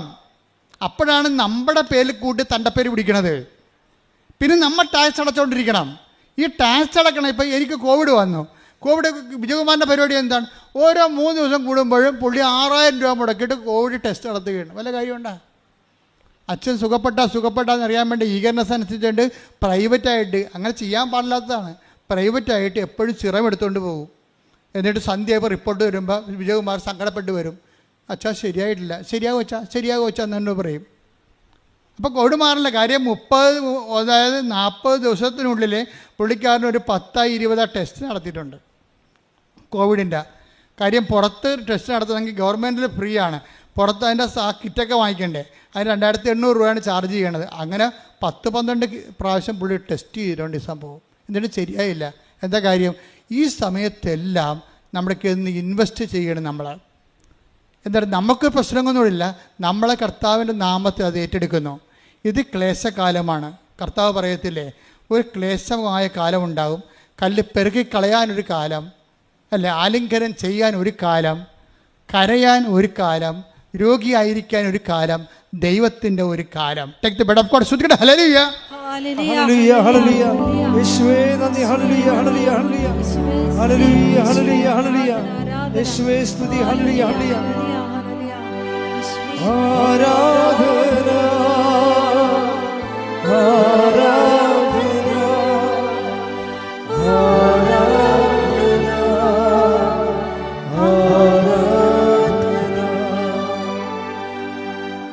സഭാപ്രസംഗകൻ 3:5. സഭാപ്രസംഗം 3:5. കല്ല് പെറുക്കിക്കളയാൻ ഒരു കാലം, കല്ല് പെറുക്കിക്കളയാൻ ഒരു കാലം, കല്ല് പെറുക്കിക്കളയാൻ ഒരു കാലം, കല്ല് പെറുക്കി കൂട്ടാൻ ഒരു കാലം, കല്ല് പെറുക്കി കൂട്ടാൻ ഒരു കാലം, ആലിംഗനം ചെയ്യാൻ ഒരു കാലം, ആലിംഗനം ചെയ്യാൻ ഒരു കാലം, ആലിംഗനം ചെയ്യാതിരിക്കാൻ ഒരു കാലം, ആലിംഗനം ചെയ്യാതിരിക്കാൻ ഒരു കാലം, കരയാൻ ഒരു കാലം. Take the word of God. സഭാപ്രസംഗി 3:4. കരയാൻ ഒരു കാലം, കരയാൻ ഒരു കാലം, ചിരിക്കാൻ ഒരു കാലം, ചിരിക്കാൻ ഒരു കാലം, വിലപിക്കാൻ ഒരു കാലം, വിലപിക്കാൻ ഒരു കാലം, നൃത്തം ചെയ്യാൻ ഒരു കാലം, നൃത്തം ചെയ്യാൻ ഒരു അപ്പൊ കാലം. ചില കാലങ്ങൾ ദൈവഹിത പ്രകാരമായിട്ട് വരും. അത് സന്തോഷത്തോടെ അക്സെപ്റ്റ് ചെയ്യണം. അല്ല അവർക്ക് വന്നില്ലല്ലോ കാലം, എനിക്ക് മാത്രം ഉടമ്പടി എടുത്ത് എനിക്ക് മാത്രമാണുള്ള ദുഃഖം, എനിക്ക് മാത്രമായ രോഗം എന്ന് പറഞ്ഞ് ദൈവത്തെ മുൾമുനെ നിർത്തരുത്. ഇത് കർത്താവ് എനിക്ക് നൽകുന്ന കൽപ്പന നൽകുന്ന കാലമാണ്. ഇത് ഞാൻ ദൈവഹിതമായിട്ട് അക്സെപ്റ്റ് ചെയ്യാം. എന്നിട്ട് കുരിശിന് ഞാൻ വിശ്വാസം, പ്രത്യാശ, സ്നേഹം ഇൻവെസ്റ്റ് ചെയ്തുകൊണ്ട് ഇതിനെ കൺവേർട്ട് ചെയ്ത് കൃപയാക്കി മാറ്റും. അങ്ങനെയാണ് കൃപയുടെ കോടീശ്വരനാകണത്. അങ്ങനെയാണ് നമ്മുടെ മൂല്യം വർദ്ധിക്കണത്. അതാണ് ദൈവ തിരുസന് സമ്പന്നനാകാതെ തനിക്ക് വേണ്ടി തന്നെ സമ്പത്ത് സ്വീകരിക്കേണ്ട സ്ഥിതി. ശ്രദ്ധിക്കണം. ഹല്ലേലൂയ. യേശുവേ നന്ദി. ഹല്ലേലൂയ ഹല്ലേലൂയ ഹല്ലേലൂയ. 12:21. ഇതുപോലെയാണ് ദൈവസന്നിധിയിൽ സമ്പന്നനാകാതെ തനിക്ക് വേണ്ടി സമ്പത്ത് ശേഖരിച്ചു വെക്കുന്നവനും, സമ്പത്ത് ശേഖരിക്കുന്നവനും, അതിക്ക് വേണ്ടി സമ്പത്ത് ശേഖരിച്ചു വെക്കണവന് ലോകായിക രൂപയിൽ പോട്ടെ, അത് വിഷയമല്ല. ദൈവത്തിരുസന്നിധി സമ്പന്നനാകണമെന്ന് പറഞ്ഞാൽ എന്താണ്? കൃപയിൽ സമ്പന്നനാകുക എന്നതിൻ്റെ അർത്ഥം. കാരണം ദൈവം വിലമതിക്കണത് എന്താണ്? കൃപയാണ്. മാതാവിൻ്റെ മുമ്പിൽ വന്നുകൊണ്ട് മാലാഖ സ്തുതി പറയാൻ കാര്യം എന്താണ്? കരുത്വമേന എന്ന് പറയാൻ കാര്യം എന്താ? കൃപ നിറഞ്ഞവളെ സ്വസ്തി. ദൈവം മൂല്യം കൊടുക്കണത് എന്താ? കൃപയാണ്. കൃപാസനത്തിൽ വരുമ്പോൾ, ഉടമ്പടി ചെയ്യുമ്പോൾ നിങ്ങൾ ചിന്തിക്കേണ്ടത് മറ്റ് സ്ഥാവര ജംഗ വസ്തുക്കളുടെ വീണ്ടെടുപ്പും വികസനത്തെക്കാൾ ഉപരി ദൈവവുമായിട്ടൊരു ബന്ധപ്പെടുത്തുകയും നിങ്ങളുടെ ഇൻവെസ്റ്റ് ഉണ്ടാക്കുകയും കുരിശിൽ നിങ്ങളെ വിശ്വാസം കൊണ്ട്, കുരിശിൽ നിങ്ങളെ പ്രത്യാശ കൊണ്ട്, കുരിശിൽ നിങ്ങളെ അതുപോലെ തന്നെ സ്നേഹം കൊണ്ട് അതിനെ കൺവേർട്ട് ചെയ്ത് കൃപയാക്കി മാറ്റണം. അപ്പോൾ ആ കൃപ നിങ്ങളുടെ ആത്മാവിൻ്റെ കൂടെ ഉണ്ടാകുന്നതനുസരിച്ച് കൊണ്ട് നിങ്ങൾ ദൈവത്തിരുസന്നിധിയിൽ മൂല്യമുള്ളവരായിട്ട് മാറും. അതാണ് 12:51 ദൈവത്തിരുസന്നിധി സമ്പന്നരാകുക. പ്രാർത്ഥിക്കത്താവേ, ഉടമ്പടിയിലൂടെ ദൈവത്തിരുസന്നിധിയിൽ സമ്പന്നരാകുവാൻ ഞങ്ങളെ അഭിഷേകം ചെയ്യണം, ഞങ്ങളെ അഭിഷേകം ചെയ്യണമേ. അപ്പം നമ്മൾക്കറിയാം ഓരോ ക്രൈസിസും നമ്മളെ സമ്പന്നരാക്കുകയാണ് ചെയ്യണത്. കഴിഞ്ഞ ദിവസങ്ങളിൽ ഒരു സാക്ഷ്യം ഉണ്ടായിരുന്നു. അതാണ് ജോളി വിൻസെൻ്റ്, ക്ലാപ്പന, കൊല്ലത്ത് ക്ലാപ്പന എന്ന് ജോളി വിൻസെൻ്റ്. ഇപ്പം ജോളിയും വിൻസെൻറ്റും ഒരു സ്വപ്നം കണ്ട്, രണ്ടുപേരും രണ്ടിടത്ത് വെച്ച് ഒരേ സ്വപ്നം കണ്ട്. ഈ ദൈവത്തിൻ്റെ വഴികൾ കണ്ടില്ലേ? ദൈവത്തിൻ്റെ വഴികൾ ഭയങ്കര വിസ്മയാവഹമാണ്. എന്താ കാരണത്? ഭർത്താവും ഭാര്യയും ഒരേ സ്വപ്നം രണ്ടിടത്ത് വെച്ച് കണ്ടു. എന്താ കണ്ടത്? എന്താണ്? മകനെ അപകടപ്പെടും.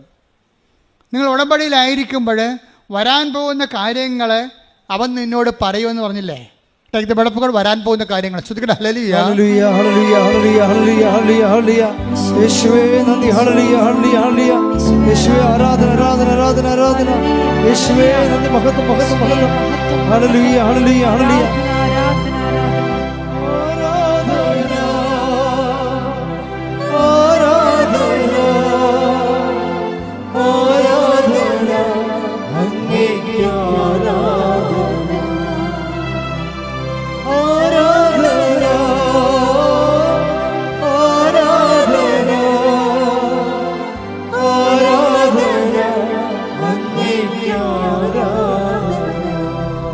യോഹന്നാൻ 16:14 വരാനിരിക്കുന്ന കാര്യങ്ങൾ അവൻ നിങ്ങളെ അറിയിക്കും. അവൻ എനിക്കുള്ളവയിൽ നിന്ന് സ്വീകരിച്ച് നിങ്ങളോട് പ്രഖ്യാപിക്കും. അപ്പോൾ നിങ്ങളുടെ ഉടമ്പടി ഓക്കെ ആണെങ്കിൽ, അത് ഡാമേജ് അല്ലെങ്കിൽ, ഉടമ്പടി പ്രകാരമാണ് നിങ്ങളെല്ലാം ചെയ്യണത്. എപ്പോഴും നമ്മൾ ശ്രദ്ധിക്കേണ്ടത്, പണ്ട് എനിക്ക് ഈ സ്റ്റാമ്പ് കളക്ഷൻ എന്ന് പറഞ്ഞ സംഭവം ഉണ്ടായിരുന്നു. Stamp collection. അപ്പോൾ എൻ്റെ റെക്ടർ ക്ലോഡസിൻ്റെ മുറിയിലൊക്കെ ചെന്നിട്ട് പോസ്റ്റ്മാൻ വരുമ്പോൾ 2-3 പ്രദേശത്ത് സ്റ്റാമ്പ് കളക്ഷൻ ഉണ്ടാവും. ഇവരെല്ലാവരും കൂടി ആദ്യം ഓടി എത്തുന്നവർക്ക് ക്ലോഡച്ചൻ സ്റ്റാമ്പ് പറിച്ചു കൊടുക്കും. അച്ഛന് കൂടുതൽ സ്റ്റാമ്പ് വരുന്നത് കാനഡയിൽ നിന്നാണ്, മലേഷ്യയിൽ നിന്ന്. മലേഷ്യയിൽ ചിത്രശലഭത്തിൻ്റെ സ്റ്റാമ്പും കാനഡയിൽ അവിടുത്തെ ഒരു പ്രത്യേക വൃക്ഷത്തിൻ്റെ ചോപ്പ് എരിയുടെ സ്റ്റാമ്പ് വരും. ഭയങ്കര രസമാണ്, ഭംഗിയാണ്.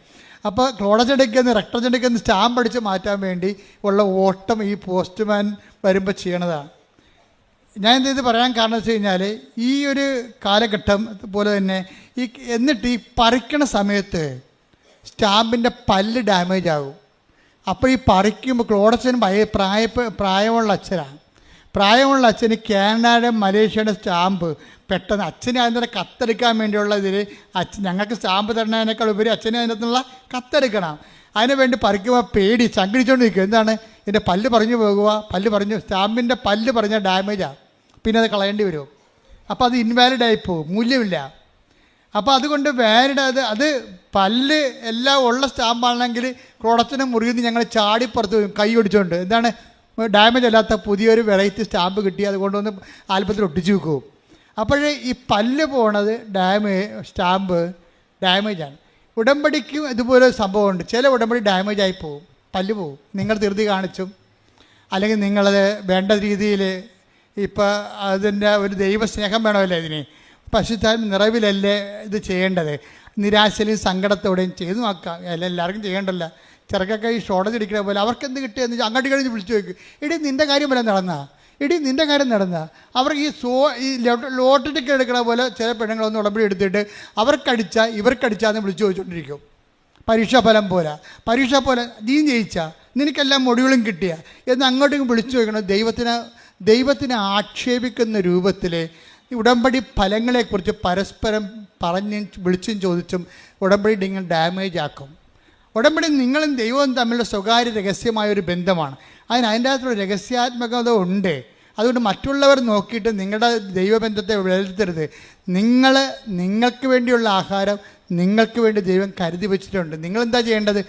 ആദ്യം ദൈവരാജ്യത്തെ ശ്രദ്ധിക്കട്ടെ. ഹല്ലേലൂയ, ഹല്ലേലൂയ, ഹല്ലേലൂയ, ഹല്ലേലൂയ. യേശുവേ നന്ദി. ഹല്ലേലൂയ, ഹല്ലേലൂയ, ഹല്ലേലൂയ, ഹല്ലേലൂയ. മത്തായി 6:33 നിങ്ങൾ ആദ്യം അവിടുത്തെ രാജ്യവും അവിടുത്തെ നീതിയും അന്വേഷിക്കുക, അതോടൊപ്പം മറ്റുള്ളവയെല്ലാം നിങ്ങൾക്ക് ലഭിക്കും. മറ്റുള്ളതെല്ലാം നിങ്ങൾക്ക് ലഭിക്കുമെന്ന് ദൈവം പറഞ്ഞെങ്കിൽ നിങ്ങൾ അതിൽ വിശ്വസിക്കണം. എന്നിട്ട് നിങ്ങൾ ചെയ്യാനുള്ള ആദ്യം അവിടുത്തെ രാജ്യവും അവിടുത്തെ നീതിയും അന്വേഷിക്കണം. ഉടമ്പടി പുതുക്കാൻ വരുമ്പോൾ നിങ്ങൾക്ക് ശത്രുക്കൾ ഉണ്ടാകാൻ പാടില്ല. ഉടമ്പടി പുതുക്കാൻ വരുമ്പോൾ നിങ്ങൾ സംസാരിക്കാതിരിക്കേണ്ട വ്യക്തികൾ ഉണ്ടാകാൻ പാടില്ല. ഉടമ്പടി പുതുക്കാൻ വരുമ്പോൾ നിങ്ങൾക്ക് കടങ്ങൾ ഉണ്ടാകാൻ പാടില്ല. നിങ്ങൾക്ക് 10 പൈസ കിട്ടി, നാളെ നിങ്ങളെ സഹായിച്ച ഇന്നലെ നിങ്ങളെ സഹായിച്ച ആൾക്കാരായിരിക്കും. അപ്പം ഉടനെ നിങ്ങൾക്ക് പൈസ കിട്ടിക്കഴിയുമ്പോൾ വീട്ടിൽ ശമ്പളം കിട്ടിയിട്ട് അല്ലെങ്കിൽ മകൻ വരട്ടെ അപ്പം തരാമെന്ന് പറഞ്ഞാൽ നിങ്ങൾ 10,000 രൂപ മേടിച്ചത്. അപ്പോൾ നിങ്ങൾക്കിപ്പോൾ പൈസ കിട്ടി, മകൻ വന്ന് പൈസ കിട്ടി. പക്ഷേ നിങ്ങളെന്ത് ചെയ്യും? ഇപ്പോൾ ഒരു സെൽഫോൺ മേടിക്കാം, ഒരു സ്മാർട്ട് ഫോൺ മേടിക്കാം, ആ കാശ് പിന്നെ കൊടുക്കാമെന്ന് പറയും. അപ്പോൾ നിങ്ങൾ ഉടമ്പടി ഡാമേജ് ആയിപ്പോയി. എന്താ കാര്യം? നിങ്ങൾ വാക്ക് പാലിച്ചില്ല. നിങ്ങൾ എന്താ പറഞ്ഞത്? മകൻ വരട്ടെ, മകൻ വരുമ്പോൾ ഞാൻ നിങ്ങൾക്ക് കാശ് തരാം എന്ന് പറയുന്നത് നിങ്ങളെ വിശ്വസിച്ച് ആണ് നിങ്ങൾക്ക് ആ പൈസ വന്നത്. ഇപ്പം മകൻ വന്ന് നിങ്ങൾക്ക് കാശ് കിട്ടി. പക്ഷേ ഇപ്പം നിങ്ങളെന്താ പറയണത്? നല്ല സ്മാർട്ട് ഫോൺ മേടിക്കണം, ഇങ്ങനെ തൊട്ട ഓടണ പുതിയ ഫോണുണ്ട്, അത് വാങ്ങിച്ച്. അപ്പം നിങ്ങളുടെ കാര്യം കഴിഞ്ഞിട്ട് മതി മറ്റുള്ളവരുടെ കാര്യം എന്ന് പറയുമ്പോൾ ആദ്യം ദൈവരാജ്യം എന്ന് പറയണത് ആദ്യം മറ്റുള്ളവരുടെ കാര്യമല്ല ചെയ്യേണ്ടത്. നമ്മൾ കടപ്പെട്ടുള്ള കാര്യങ്ങൾ ആദ്യം ചെയ്യണം. അപ്പോൾ ഉടമ്പടി ഡാമേജ് ആകത്തില്ല. അല്ലെങ്കിൽ സ്റ്റാമ്പിൻ്റെ പല്ല് ഡാമേജ് ആയ പോലെ നിങ്ങളുടെ ഉടമ്പടി ഡാമേജ് ആകും. അപ്പോൾ ഉടമ്പടി ഡാമേജ് ആകാതിരിക്കാൻ വേണ്ടി പ്രത്യേകം ശ്രദ്ധിക്കണം. അതിൻ്റെ ചേരുവകളും ചെയ്വനകളും കറക്റ്റ് ചെയ്തിട്ട് നിങ്ങൾ ദൈവദൃശ്യം നീറ്റായിട്ട് നിൽക്കുകയാണെങ്കിൽ ഡാമേജ് ആകാത്ത ഉടമ്പടിയാണ്. ഡാമേജ് ആകാത്ത ഉടമ്പടി ഒരു ദേശീയ പാത പോലെയാണ്. ദൈവം ഏത് സമയത്തും വരും. ഇപ്പോൾ എന്താ പറയുക, ജോളിയുടെ പ്രശ്നം എന്താ? ജോളിയും വിൻസെൻറ്റും അപ്പോൾ അവർ സ്വപ്നം കണ്ട പോലെ തന്നെ മകനെ വണ്ടി ഇടിച്ച് പിറ്റേ ദിവസം.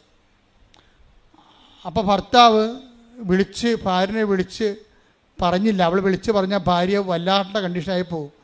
ഭർത്താവ് നേരെ ഹോസ്പിറ്റലിലേക്ക് ഓടുകയാണ്. പോകുമ്പോൾ ഉടനെ ഭാര്യ വിളിച്ച് മകന് വണ്ടി ഇടിച്ച് ഹോസ്പിറ്റലിലാണെന്ന് പറഞ്ഞു. അപ്പോൾ ഉടനെ ഭാര്യ ഭർത്താവിനെ വിളിച്ച് പറഞ്ഞ് മകൻ വണ്ടി ഇടിച്ച് എന്ന് പറഞ്ഞപ്പോൾ ഒരു മകനേ ഉള്ളേ, ഒന്നിലൊരു മകനാണേ. അപ്പോൾ ഭർത്താവ് പറഞ്ഞു ഞാൻ അങ്ങോട്ട് പോയിക്കൊണ്ടിരിക്കണം, നീ അടങ്ങാമെന്ന് പറഞ്ഞു. അടങ്ങാനൊന്നുമില്ല, നിങ്ങളെ വന്നിവിടെ എന്നെ കൂട്ടിക്കൊണ്ട് പോയില്ലെങ്കിൽ എനിക്കറിയാം എന്ത് ചെയ്യണമെന്ന്. കാര്യം അവർ വയലൻ്റായി. ഉടനെ വയലൻ്റായി. ഉടനെ ഈ ഭർത്താവ് തിരിച്ചു വന്ന് വണ്ടിയിൽ ഇവരെയും കൂട്ടിക്കൊണ്ട് അവിടെ ചെന്നപ്പോൾ ഡോക്ടർ പറഞ്ഞു കുഴപ്പമൊന്നുമില്ല, ഭയങ്കര ടെൻഷൻ അടിച്ചാണ് ചെയ്യുന്നത്, കുഴപ്പമൊന്നുമില്ല എന്നൊക്കെ പറഞ്ഞ്. കുഴപ്പമൊന്നുമില്ല എന്നൊക്കെ ഡോക്ടർ പറഞ്ഞ് അവരൊക്കെ പോവുകയും ചെയ്ത് റെസ്റ്റ് എടുക്കട്ടെ, ഗ്ലൂക്കോസ് കയറുന്നുണ്ട്, വെള്ളം കുടിച്ച് ഫ്രഷ് ആയിക്കൊണ്ടിരിക്കണമെന്ന് പറഞ്ഞപ്പോഴേ പെട്ടെന്ന് ഇവർ ഡാമേജ് ആകാത്ത ഉടമ്പടിയാണ്. ഇവരുടെ ജോലിയുടെ ഉടമ്പടി ഡാമേജ് ആകാത്തതാണ്.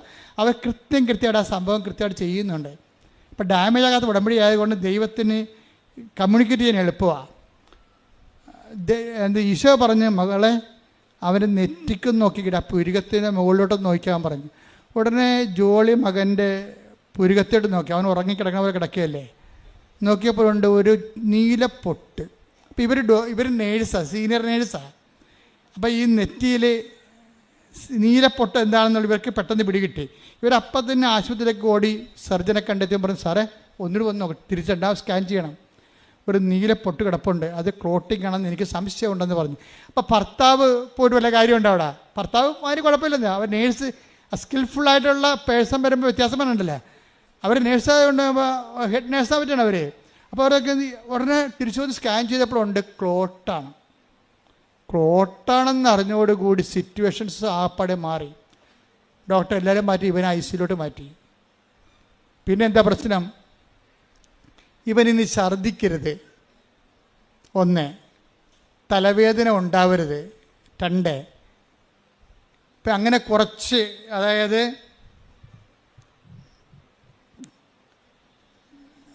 ഛർദ്ദിക്കരുത്, തലവേദന ഉണ്ടാവരുത്. ഇപ്പം നിരീക്ഷണത്തിലായി ഇവൻ.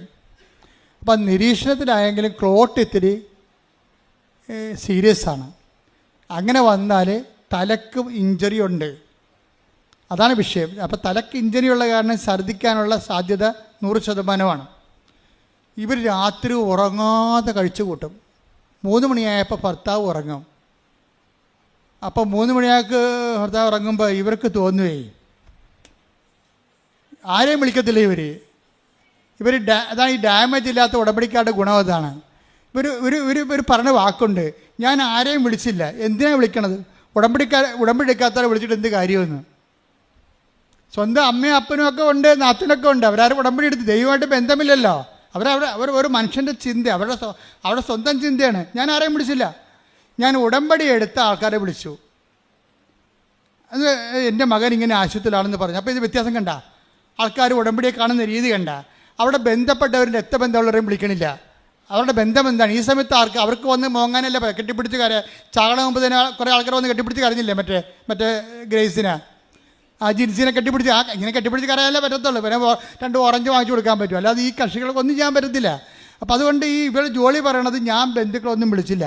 എന്താ കാര്യം? ഞാൻ ഉടമ്പടി എടുത്തവരെ അറിയിച്ചു. അപ്പോൾ അവർ കുറച്ച് കഴിഞ്ഞപ്പോൾ ഉടമ്പടി തൈലം കൊണ്ട് വന്നു.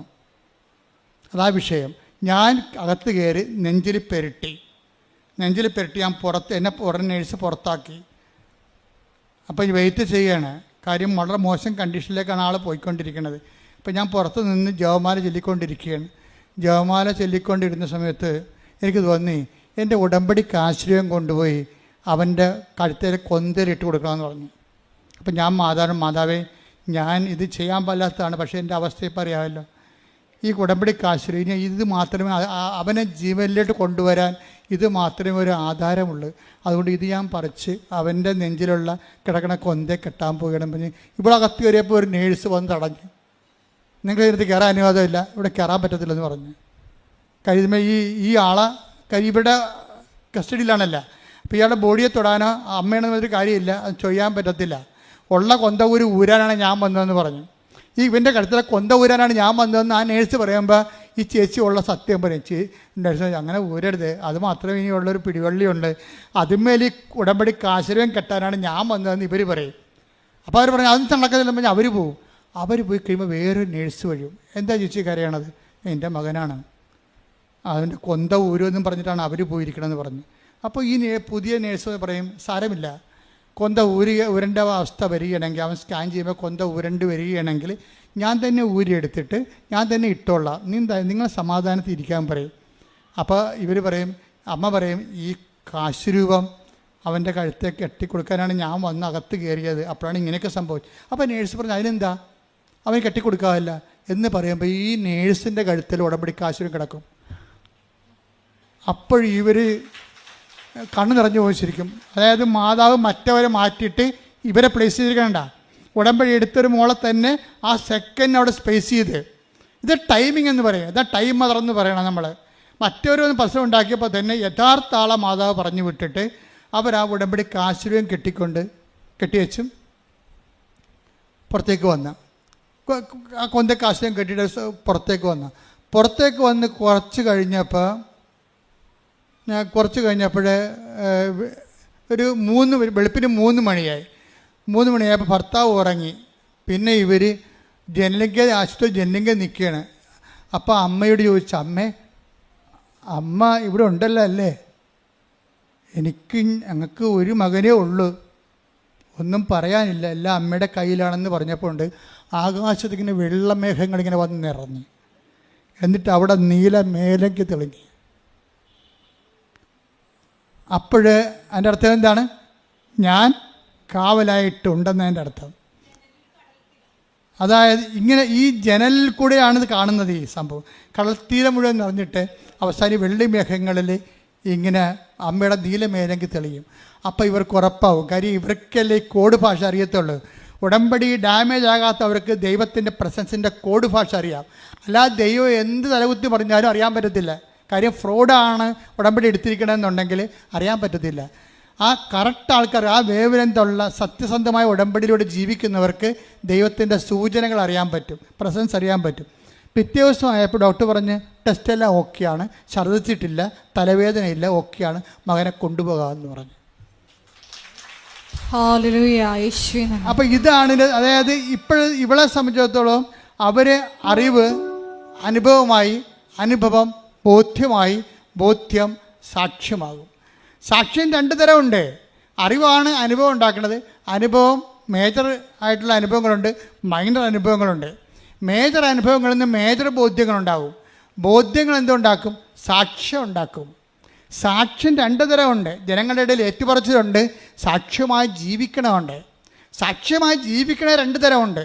വേദസാക്ഷ്യമുണ്ട്, രക്തസാക്ഷ്യമുണ്ട്. ഉടമ്പടി നിങ്ങൾ നയിച്ചുകൊണ്ട് പോണത് ദൈവത്തിന് വേണ്ടി ജീവിച്ച് ജീവിത സാക്ഷ്യങ്ങളിലേക്കാണ്. പ്രാർത്ഥിക്കുക. കർത്താവേ, അങ്ങയ്ക്ക് വേണ്ടി ജീവിക്കുവാൻ, സാക്ഷ്യമായി ജീവിക്കുവാൻ ഉടമ്പടിയിലൂടെ എന്നെ വിളിച്ചതിന് ഞാൻ അങ്ങയ്ക്ക് നന്ദി പറയുന്നു. മരണം വരെ കൃപയിലെ എന്നെയും കുടുംബത്തെയും നിലനിർത്തണമേ. ശ്രദ്ധിക്കട്ടെ.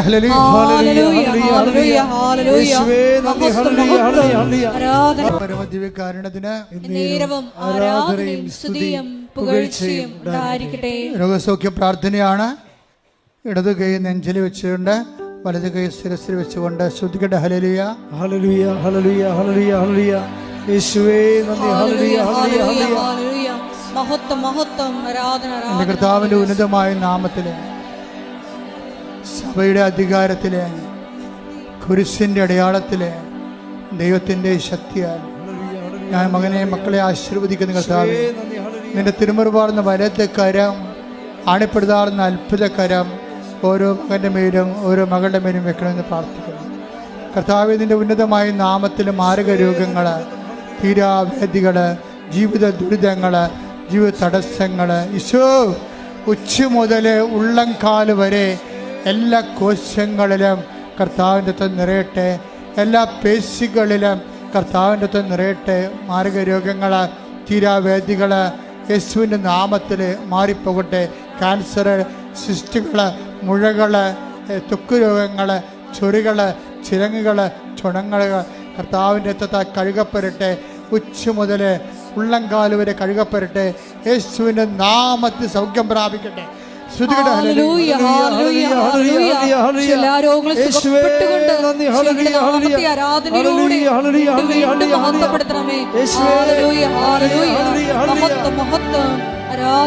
പരമദിവ്യകാരുണ്യത്തിന് ആരാധനയും സ്തുതിയും പുകഴ്ചയും ഉണ്ടായിരിക്കട്ടെ. മക്കളെ, കൈകൾക്ക് ഒപ്പുക. ഇപ്പൊ നമ്മൾ പ്രാർത്ഥിക്കാൻ പോകുന്നത് കർത്താവ് ജീവനോടെ ഇവിടെ സാന്നിധ്യം നൽകുന്ന വലിയ സ്വർഗീയ ശക്തിയുടെ നിമിഷങ്ങളാണ്.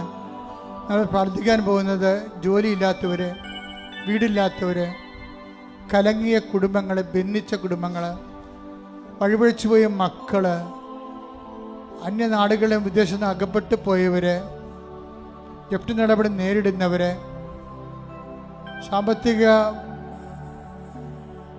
സ്രോതസ്സുകൾ വറ്റിപ്പോയവർ, സാമ്പത്തികം അന്യാധീനപ്പെട്ടു പോയവർ, ആ മേഖലകളെല്ലാം സമർപ്പിക്കാൻ പോവുകയാണ്. ഒരു ഗതിയും പരഗതിയുമില്ലാതെ എന്ത് ചെയ്യണമെന്നറിയാതെ നട്ടം തിരിഞ്ഞ് നിൽക്കുന്ന മനുഷ്യരുണ്ട്. അവരെല്ലാം പരിശുദ്ധ അമ്മയോട് ചേർത്ത് കൊടുത്തുകൊണ്ട് ഈ ആഴ്ചയിൽ തന്നെ സമയബന്ധിതമായി 7 ദിവസത്തിനുള്ളിൽ അവരുടെ വിഷയത്തിന് മേൽ ദൈവിക തീരുമാനം ഉണ്ടാകാൻ വേണ്ടി ശ്രദ്ധിക്കട്ടെ. ഹല്ലേലൂയ,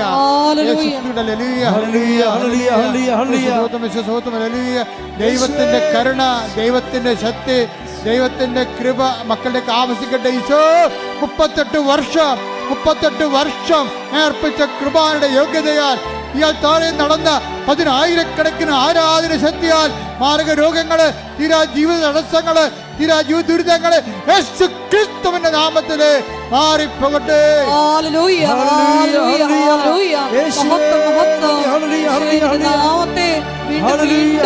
മൗനമായി ഈശോയ്ക്ക് പരിശുദ്ധമ്മയുടെ മാധ്യസ്ഥ സമർപ്പിക്കുക. അപൂർവമായൊരു സമയമാണിത്. ഇത്രയും നമ്മൾ വചനം കേട്ടതിന് ശേഷമാണ് ഇപ്പോഴും കർത്താവിൻ്റെ ദിവസം മുട്ടുകുത്തിക്കൊണ്ട് നമ്മുടെ ജീവിത നിലനിൽപ്പിന് വേണ്ടി നിങ്ങൾ കണ്ണീരിടുന്നത്. ഇതിൻ്റെ മേൽ സാക്ഷ്യം പറയാവുന്ന നേരത്തെ നിങ്ങൾ ഈശോയോട് പറഞ്ഞുകൊള്ളുക. സാക്ഷ്യം പറയാൻ സാധിക്കും. നിങ്ങൾ ദൈവത്തിന് ഒരു സമയം കൽപ്പിച്ച് നൽകുക. മാതാവിൻ്റെ മധ്യസ്ഥതയിൽ അമ്മ ഒരു സമയം നിശ്ചയിച്ചു കഴിഞ്ഞാൽ കർത്താവ് അത് മാറ്റത്തില്ലെന്ന് ഓർത്തുകൊണ്ട് തന്നെ നിങ്ങളുടെ വിഷയത്തിന് മേൽ ദൈവിക തീരുമാനം ഉണ്ടാകാം. സമയം നിങ്ങൾ നിശ്ചയിക്കുക. അമ്മേ, പരിശുദ്ധമ്മ, ദേവമാതാവേ, സമയത്തിന് മാതാവേ, സഞ്ചാരി മാതാവേ, എല്ലാ മേഖലകളിലും മക്കൾ അനുഭവിക്കുന്ന വിഷയങ്ങൾ സമയബന്ധിതമായി നിറവേറാൻ ആവശ്യമായ ദൈവത്തിൻ്റെ മാധ്യസ്ഥം പരിശുദ്ധ അമ്മയുടെ അപ്രതിരോധ്യമായ സ്വർഗീയ മാധ്യസ്ഥത മുമ്പിൽ ഞങ്ങൾ സമർപ്പിച്ചുകൊണ്ട് പരിശുദ്ധ അമ്മയുടെ മധ്യസ്ഥ ഈശോയ്ക്ക് സമർപ്പിച്ചുകൊണ്ട് ശ്രദ്ധിക്കട്ടെ. ഹല്ലേലൂയ, ഹല്ലേലൂയ, ഹല്ലേലൂയ. ഈശ്വരാധന, ഹല്ലേലൂയ. ഈശോയെ സമയബന്ധിതമായി നമ്മുടെ ജീവിതത്തിൽ ഇടപെടുന്നവരുടെ കാരുണ്യത്തിന് നന്ദി പറയുന്നു. പരിശുദ്ധ അമ്മയുടെ മധ്യസ്ഥത്തിന് നന്ദി പറയുന്നു. ഹല്ലേലൂയ, ഹല്ലേലൂയ. മഹത്വം, മഹത്വം, ആരാധന, ആരാധന. ഹല്ലേലൂയ. മൗനമായ സ്വന്തം സ്വകാര്യ സങ്കടങ്ങളെ സമർപ്പിക്കേണ്ട സമയമാണ്. നിങ്ങൾക്ക് വേണ്ടി അച്ഛൻ ഈശോയെ തൊട്ട് പ്രാർത്ഥിക്കേണ്ട സമയമാണിത്.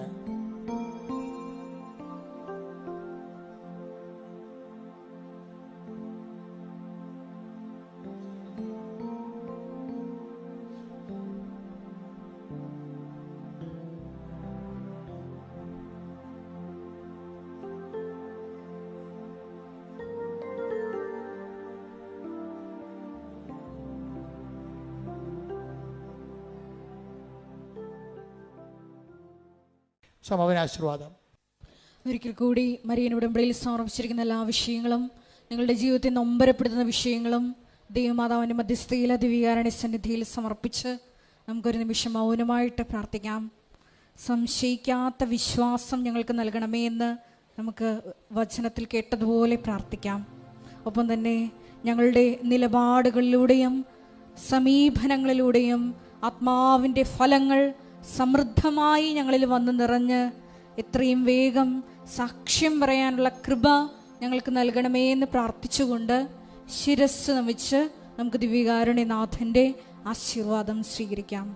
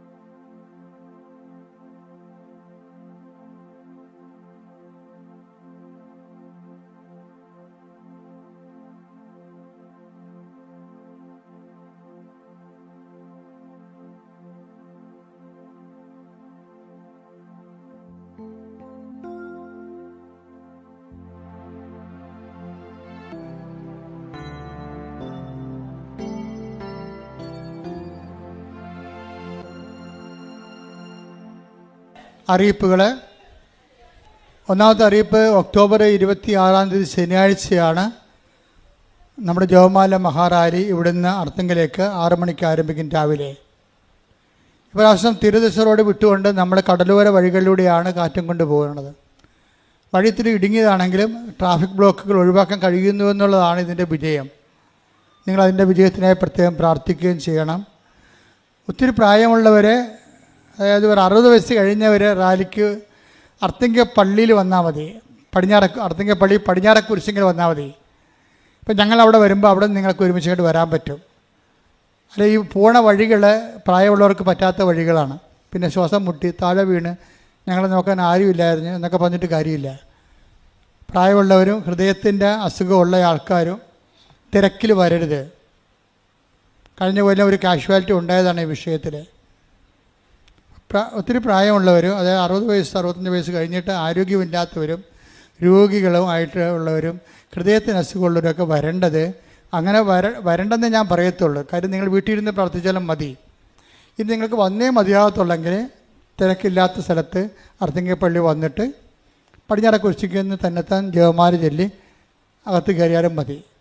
ഞങ്ങളുടെ കൂടെ കൂടാൻ നിൽക്കരുത്. കാര്യം വന്ന റാലി വരുന്നത് ഭയങ്കര ഒരു സ്പീഡിലാണ് വരണത്.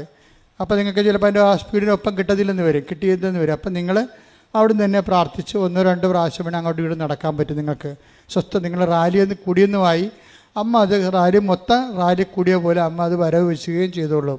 അപ്പോൾ നിങ്ങളുടെ ഒരു സൗകര്യത്തിനാണ് അത് പറയണത്. ശ്രദ്ധിച്ചാൽ മതി. അതായത് പ്രായമുള്ളവരാണ് കേട്ടോ. പിന്നെ ആരോഗ്യമുള്ളവരോടൊപ്പം നിൽക്കരുത്. അച്ഛൻ എന്തെങ്കിലും പറഞ്ഞു കഴിഞ്ഞാൽ പിന്നെ അത് നിങ്ങളുടെ രീതിയിലാക്കിയെടുക്കും. അത് പ്രായമുള്ളവർക്കും നടക്കാൻ പറ്റാത്ത രോഗികൾക്കും ഹൃദയ രോഗികൾക്കുമാണ്. അവർക്ക് നിർബന്ധമാണെങ്കിൽ ഇത് റാലിക്ക് വരാം. അത് അവിടെ സ്വസ്ഥമായിട്ട് പടിഞ്ഞാറേ കുരിശിൽ നിന്ന് കിഴക്കോട്ടും തന്നെത്താൻ നടന്ന് ജപമാല ചൊല്ലി എത്തിയാൽ മതി. രാവിലെ 7:30 മണിക്കാണ് കുർബാന, വൈകുന്നേരം 6:30 മണിക്കും. ഇവിടുത്തെ ഉടമ്പടി ഷെഡ്യൂൾ എന്ന് പറയണത് പുതിയ ഉടമ്പടി പുതിയതായിട്ട് എടുക്കാനുള്ളവർക്ക് രാവിലെയുള്ള ക്ലാസ് 7 മണിക്കാണ്. രണ്ടാമത്തെ ഉടമ്പടി ബാച്ച് പുതിയ ആൾക്കാർക്ക് 11 മണിക്ക്. മൂന്നാമത്തെ ഉടമ്പടി ബാച്ച് പുതിയ ആൾക്കാർക്ക് 2 മണിക്ക്. അങ്ങനെ ഷെഡ്യൂള്.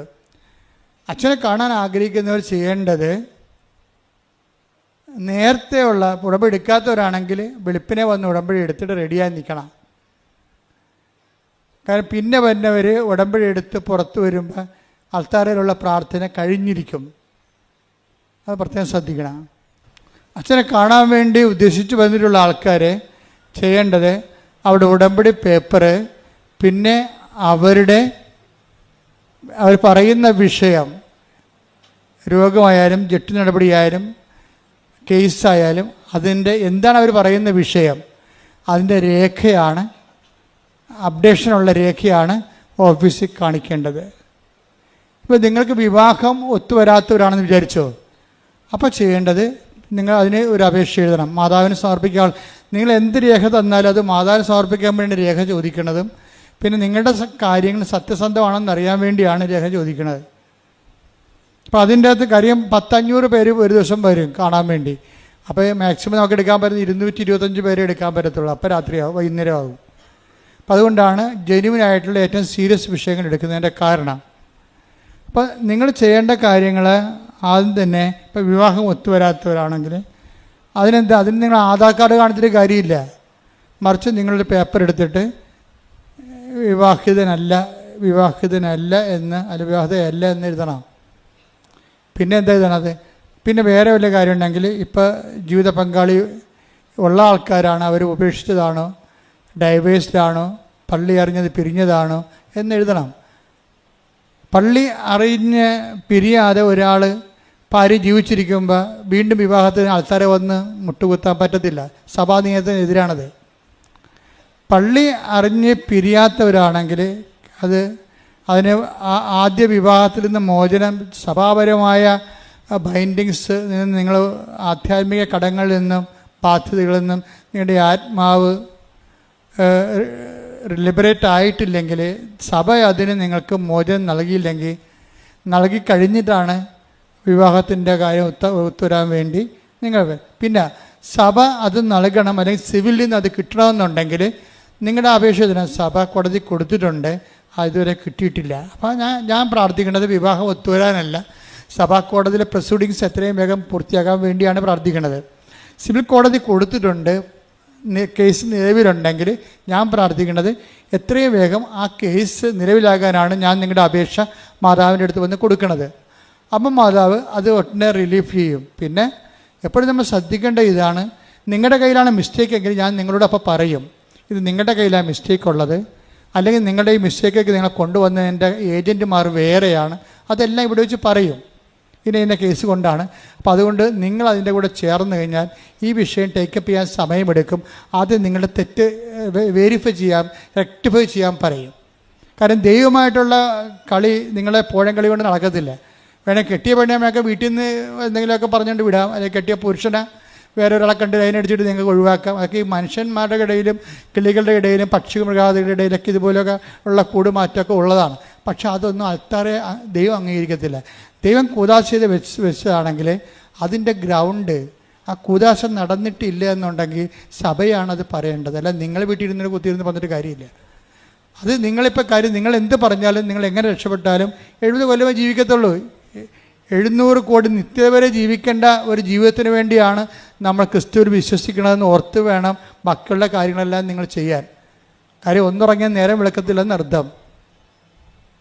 ഇത് കാര്യമൊന്നും അറിയാൻ പാടില്ലാതെ 10 പൈസ കുറഞ്ഞു പോയി, അല്ലെങ്കിൽ നിങ്ങൾ തമ്മിൽ ശരിയായില്ലെന്നും പറഞ്ഞ് ഉടനെ നിങ്ങൾ അങ്ങോട്ടും ഇങ്ങോട്ടും പിരിഞ്ഞോണ്ടെന്ന് ചെയ്തെന്ന് ദൈവത്തിനറിയാം എവിടെയാണ് ശരികേട് സംഭവിച്ചിരിക്കുന്നത്, ആരാണ് ശരികേട് കൊണ്ട്, അമ്മായിയമ്മയാണ്, അത് പെങ്ങളാണ്, നാത്തൂനാണ്, ഇതിൻ്റെ അകത്ത് കയറി കല്ലി ചോരക്കൊണ്ടത് കല്ലിട്ടിരിക്കണം ദൈവത്തിനറിയാം. ഈ നിങ്ങൾ ഈ ഭാര്യ എന്ന് പറഞ്ഞ ആളും ഭർത്താവ് എന്ന് പറഞ്ഞ ആളും ആടെ കൂടെ നിൽക്കണതെന്നറിയാം. അവർ 20 ഒരു ശരീരമായി തീരുമെന്ന് പറഞ്ഞതിന് ശേഷം കർത്താവാണെന്ന് പറയുന്നുണ്ടെങ്കിൽ നമുക്ക് ആ ബാധ്യതയുണ്ട് ദൈവദൃശ്യത്തിൻ്റെ. അല്ലെങ്കിൽ പിന്നെ കല്യാണം കഴിക്കാൻ പോകരുത്, ഞങ്ങളെപ്പോലെ ശുശ്രൂഷ ജീവിതം ചെയ്യണം.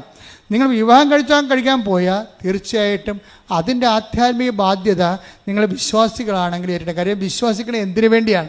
ഇവിടെ കിടന്ന് പായസം കഴിച്ച് കഴിയാൻ വേണ്ടിയല്ല, നിത്യവരെ എത്താൻ വേണ്ടിയാണ്. ഞാൻ മാതാവിനെ നേരിട്ട് കണ്ടൊരു വൈദികനാണ്. അപ്പോൾ നിത്യത എന്താണെന്ന് എനിക്കറിയാം. അതുകൊണ്ടാണ് ഞാൻ ഇത്രയും ശാസ്ത്രാപൂർവ്വം നിങ്ങളോട് സംസാരിക്കുന്നത്. ഈ വിഷയത്തെക്കുറിച്ച് ആംബിഗസായിട്ട് ഐഡിയ ഉള്ള ആൾക്കാർക്ക് എന്ത് ലൂസ് പണിയും കാണിക്കാൻ പറ്റും. ഇവിടെ കൃപാസനത്തിൽ ലൂസ് പണിയൊന്നും നടക്കത്തില്ല, കറക്റ്റ് കാര്യങ്ങൾ പറയും. എന്താ കാര്യം? നമ്മൾ വിശ്വസിക്കുന്ന കാര്യത്തിൽ കട്ടനായിട്ടുള്ള ബേസിക്കുള്ള കാര്യങ്ങളാണ്. അതുകൊണ്ട് നിങ്ങൾ നിത്യജീവിതം, ഇപ്പം വൈശാഖ് പോലും പറഞ്ഞത് എന്താണ്? ഞാൻ ഇനി ജീവിക്കണം നിത്യതയ്ക്ക് വേണ്ടിയാണെന്നാണ്. അപ്പം അതിന് ആ ബോധ്യം കിട്ടി. നിത്യതയ്ക്ക് വേണ്ടി ബോധ്യം കിട്ടണം. അപ്പോഴാണ് നിങ്ങളുടെ ഉടമ്പടി ഡാമേജ് ആകാതെ പോണത്. ഇറ്റ്സ് ഓക്കെ, ക്ലിയർ, സന്തോഷമായിരിക്കുക. അപ്പം നിങ്ങളുടെ അവസ്ഥ എന്താണ്? ഇത് നിങ്ങളുടെ കയ്യിൽ നിന്ന് തെറ്റിപ്പോയതാണെന്ന് വിചാരിച്ചോ? ഒരു മത്സരത്തിന് വാശിയിൽ നിൽക്കുകയാണ്, അവളെ കൊണ്ട് ആക്കി, അവൾ വരട്ടെ, ഞാൻ ഗൾഫിൽ നിന്ന്, ഞാൻ യൂറോപ്പിൽ നിന്ന് വന്ന കാര്യം അവൾക്കറിയാവില്ല, അവളെന്താ വരണ്ടത്, ഞാനല്ല ഭർത്താവ്, അവളല്ലേ വരേണ്ടത്. ചിലപ്പോൾ ഒരു വാശിയായി. പക്ഷേ എന്നോട് പറയണ അച്ഛാ ഒരു വാശിയിലാണെന്ന് പറയണം നിങ്ങൾ എന്നോട്. അപ്പോൾ അതിൻ്റെ മരുന്ന് എന്താണെന്ന് ഞാൻ പറഞ്ഞു തരും നിങ്ങൾക്ക്. പിന്നെ എന്താ പ്രശ്നം? അതുകൊണ്ട് വിവാഹം ഒത്തു വന്നിട്ടില്ല എന്നുണ്ടെങ്കിൽ നിങ്ങളത് കൃത്യമായിട്ട് എൻ്റെ സിറ്റുവേഷൻസ്, സാഹചര്യം എഴുതി തരണം. അപ്പോൾ എനിക്ക് നിങ്ങളോട് ഭയങ്കര കരുണയും വാത്സല്യവും തോന്നും. അത് ദൈവത്തിന് തോന്നുന്ന വാത്സല്യമാണത്. നിങ്ങളോടൊരു വാത്സല്യം എനിക്ക് തോന്നിയാൽ ആ വിഷയത്തിൻ്റെ മേൽ ദൈവിക തീരുമാനം ഉടനെ ഉണ്ടാകും. നിങ്ങളോട് എനിക്ക് പുച്ഛമാണ്, വെറുപ്പാണെങ്കിൽ എന്താ വെച്ചാൽ നിങ്ങളിൽ പൈശാചിക ശക്തികൾ നിലനിൽക്കുന്നുണ്ടെന്ന് എൻ്റെ അർത്ഥം. അങ്ങനെ വന്നാൽ നിങ്ങൾ എത്രയും വേഗം അത് റെക്ടിഫൈ ചെയ്ത് കർത്താവിന് പ്രവർത്തിക്കാൻ പറ്റുന്ന രീതിയിലേക്ക് നിങ്ങൾ വിശുദ്ധീകരിക്കണം. ഇത് വിശുദ്ധീകരിക്കാൻ ഏറ്റവും നല്ല നടപടിയാണ് ഉടമ്പടി. അപ്പോൾ ഒന്നിനെക്കുറിച്ച് നിങ്ങൾ വിഷമിക്കേണ്ട. എന്തവസ്ഥ നിങ്ങളുടെ കയ്യിൽ നിന്ന് അബദ്ധം വന്നാലും എന്നോടത് പറഞ്ഞാൽ മതി, അച്ഛാ ഇങ്ങനെയാണ് സംഭവം എന്ന് പറഞ്ഞാൽ അപ്പം തന്നെ കർത്താവിൻ്റെ അടുത്ത് പറയണ. നമുക്ക് കർത്താവിൻ്റെ അടുത്ത് നേരിട്ട് പറയാൻ പറ്റത്തില്ല. അതേപോലെ ഞങ്ങളെപ്പോലെ വൈദികരെ വെച്ചിരിക്കണത്. അപ്പം നിങ്ങളത് പറയുമ്പോൾ, നിങ്ങൾ ഒരു വൈദികരോട് കാര്യം പറയുമ്പോൾ, നമ്മളെ കുമ്പസാരിക്കാൻ ചെല്ലുമ്പോൾ നമുക്കറിയാം അത് കർത്താവിനോട് നമ്മൾ പറയണത് എന്ന് പറയുമ്പോൾ, ആ ഒരു ബോധത്തിൽ പറയുമ്പോൾ അവർക്കും ആ ഒരു അഭിഷേകം കിട്ടും, നിങ്ങൾക്കും അഭിഷേകം കിട്ടും. അവിടെ ഉപദേശം കറക്റ്റായിരിക്കും. കുമ്പസാരിക്കാൻ ചെല്ലുന്നവർ വൈദികർ സമർപ്പിച്ച് പ്രാർത്ഥിക്കണം. എന്താ കാര്യം? വൈദികർക്ക് ഇതിൻ്റെ ഇരട്ടി അഭിഷേകം കിട്ടാൻ വേണ്ടി പ്രാർത്ഥിക്കണം. പ്രാർത്ഥിച്ചുകൊണ്ട് വേണം നിങ്ങൾ കുമ്പസാരക്കൂടിന് അണിയാൻ. കുമ്പസാരം ഇപ്പം മറ്റു മതസ്ഥർക്ക് കുമ്പസാരം പറ്റത്തില്ല. അപ്പോൾ അവരെന്ത് ചെയ്യണം? ആത്മാർത്ഥമായിട്ട് അനുദപിക്കണം. കർത്താവേ, ഞാൻ പരമാവധി ഇതെല്ലാം വിട്ടുപേക്ഷിക്കുകയാണ്, എന്നെ സഹായിക്കണം, ഞാൻ നിക്കക്കളില്ലാത്ത പരുവത്തിലാണ്, എനിക്ക് നീ എന്നെ അനുഗ്രഹിച്ച ഞാൻ ഇനി വിശുദ്ധ ജീവൻ നയിച്ചു കൊള്ളാം. ക്ലിയർ അല്ലേ? പോയിൻ്റെല്ലാം ക്ലിയർ അല്ലേ? അങ്ങനെ തുറന്ന ഒരു ഇൻട്രാക്ഷൻ, ഒരു അടുപ്പം ദൈവമായിട്ട് കാണിച്ചാൽ എൻ്റെ മക്കൾ എപ്പോഴാന്ന് സാക്ഷ്യം പറയും. ലോകത്തിലെ ഏറ്റവും കൂടുതൽ ജനം ദൈവത്തെ അനുഭവിച്ച് സാക്ഷ്യം പറയുന്ന കൂടാരത്തിൽ ഇവിടെ വരുമ്പോൾ തന്നെ ഈ സാക്ഷ്യത്തിൻ്റെ ടേബിളെ ഞാനൊരു ദിവസം കയറും എന്ന് അമ്മയോട് പറഞ്ഞിട്ട് പോകണം. എന്തിനാണ്? ദൈവത്തെ മഹത്വപ്പെടുത്താൻ. അല്ല കിട്ടിയ സാക്ഷ്യം അടിച്ചു മാറ്റിക്കൊണ്ട് ഞാൻ സാക്ഷ്യം പറഞ്ഞ് നാട്ടുകാരറിയും, നാട്ടുകാരറിയും, വീട്ടുകാരറിയുമെന്ന് പറഞ്ഞുകൊണ്ട് ദൈവത്തെ പറ്റിച്ച് കഴിഞ്ഞാൽ നിങ്ങൾ ഓർക്കണം, നിങ്ങൾക്ക് ഇനിയും വരേണ്ടി വരും ഇവിടെ. എന്താ കാര്യം? നിങ്ങളവർക്ക് ഇപ്പോൾ ഒരു അനുഗ്രഹം കിട്ടി, നിങ്ങൾക്ക് മക്കളില്ലാഞ്ഞ് മക്കളെ കിട്ടി, കല്യാണം നടന്നില്ല, കല്യാണം നടന്ന്, പിന്നെ നിങ്ങൾ ഈ പരിചയത്തിൽ കയറത്തില്ല. എന്താണ് നടന്നാൽ എങ്ങനെ ഞങ്ങൾക്ക് കല്യാണം നടന്ന് കൊച്ചുണ്ടായെന്നൊക്കെ പറഞ്ഞു കഴിഞ്ഞാൽ അച്ഛന്മാരെങ്ങാനും സാക്ഷ്യം പറയാൻ പറഞ്ഞാൽ എന്ത് ചെയ്യും? അതുകൊണ്ട് പിന്നെ കൃപാസനത്തിൽ വരത്തില്ല, ഒന്നുറങ്ങിയാൽ നേരം വിളിക്കത്തില്ല. അറിയാമല്ല, ഇനിയും വരുന്നുണ്ട്. ഓർഡർ തമ്മാവ അറിയാം, ഇനിയും വരുന്നുണ്ട് വിഷയം. ഇനി വന്നാൽ നിങ്ങൾ താങ്ങത്തില്ല. കാരണം നിങ്ങൾ ഫ്രോഡാണെന്നുള്ളതും സാക്ഷ്യം പറയത്തില്ല എന്നുള്ളതും ദൈവത്തെ അറിയാൻ പറ്റുമല്ല. അപ്പം പിന്നെ ഇനി വന്നാലുള്ള അവസ്ഥ എന്തായിരിക്കും? അതുകൊണ്ട് എത്രയും വേഗം സാക്ഷ്യം പറയാതിരിക്കുന്ന മനുഷ്യർ എല്ലാം മറന്നുകൊണ്ട് എളിമപ്പെട്ടുകൊണ്ട് ദൈവത്തിനുള്ള കടം തീർത്ത് കടമില്ലാത്തവരെ നിൽക്കണം. അപ്പോൾ പിന്നെ നിങ്ങൾക്കൊരു പ്രശ്നവുമില്ല.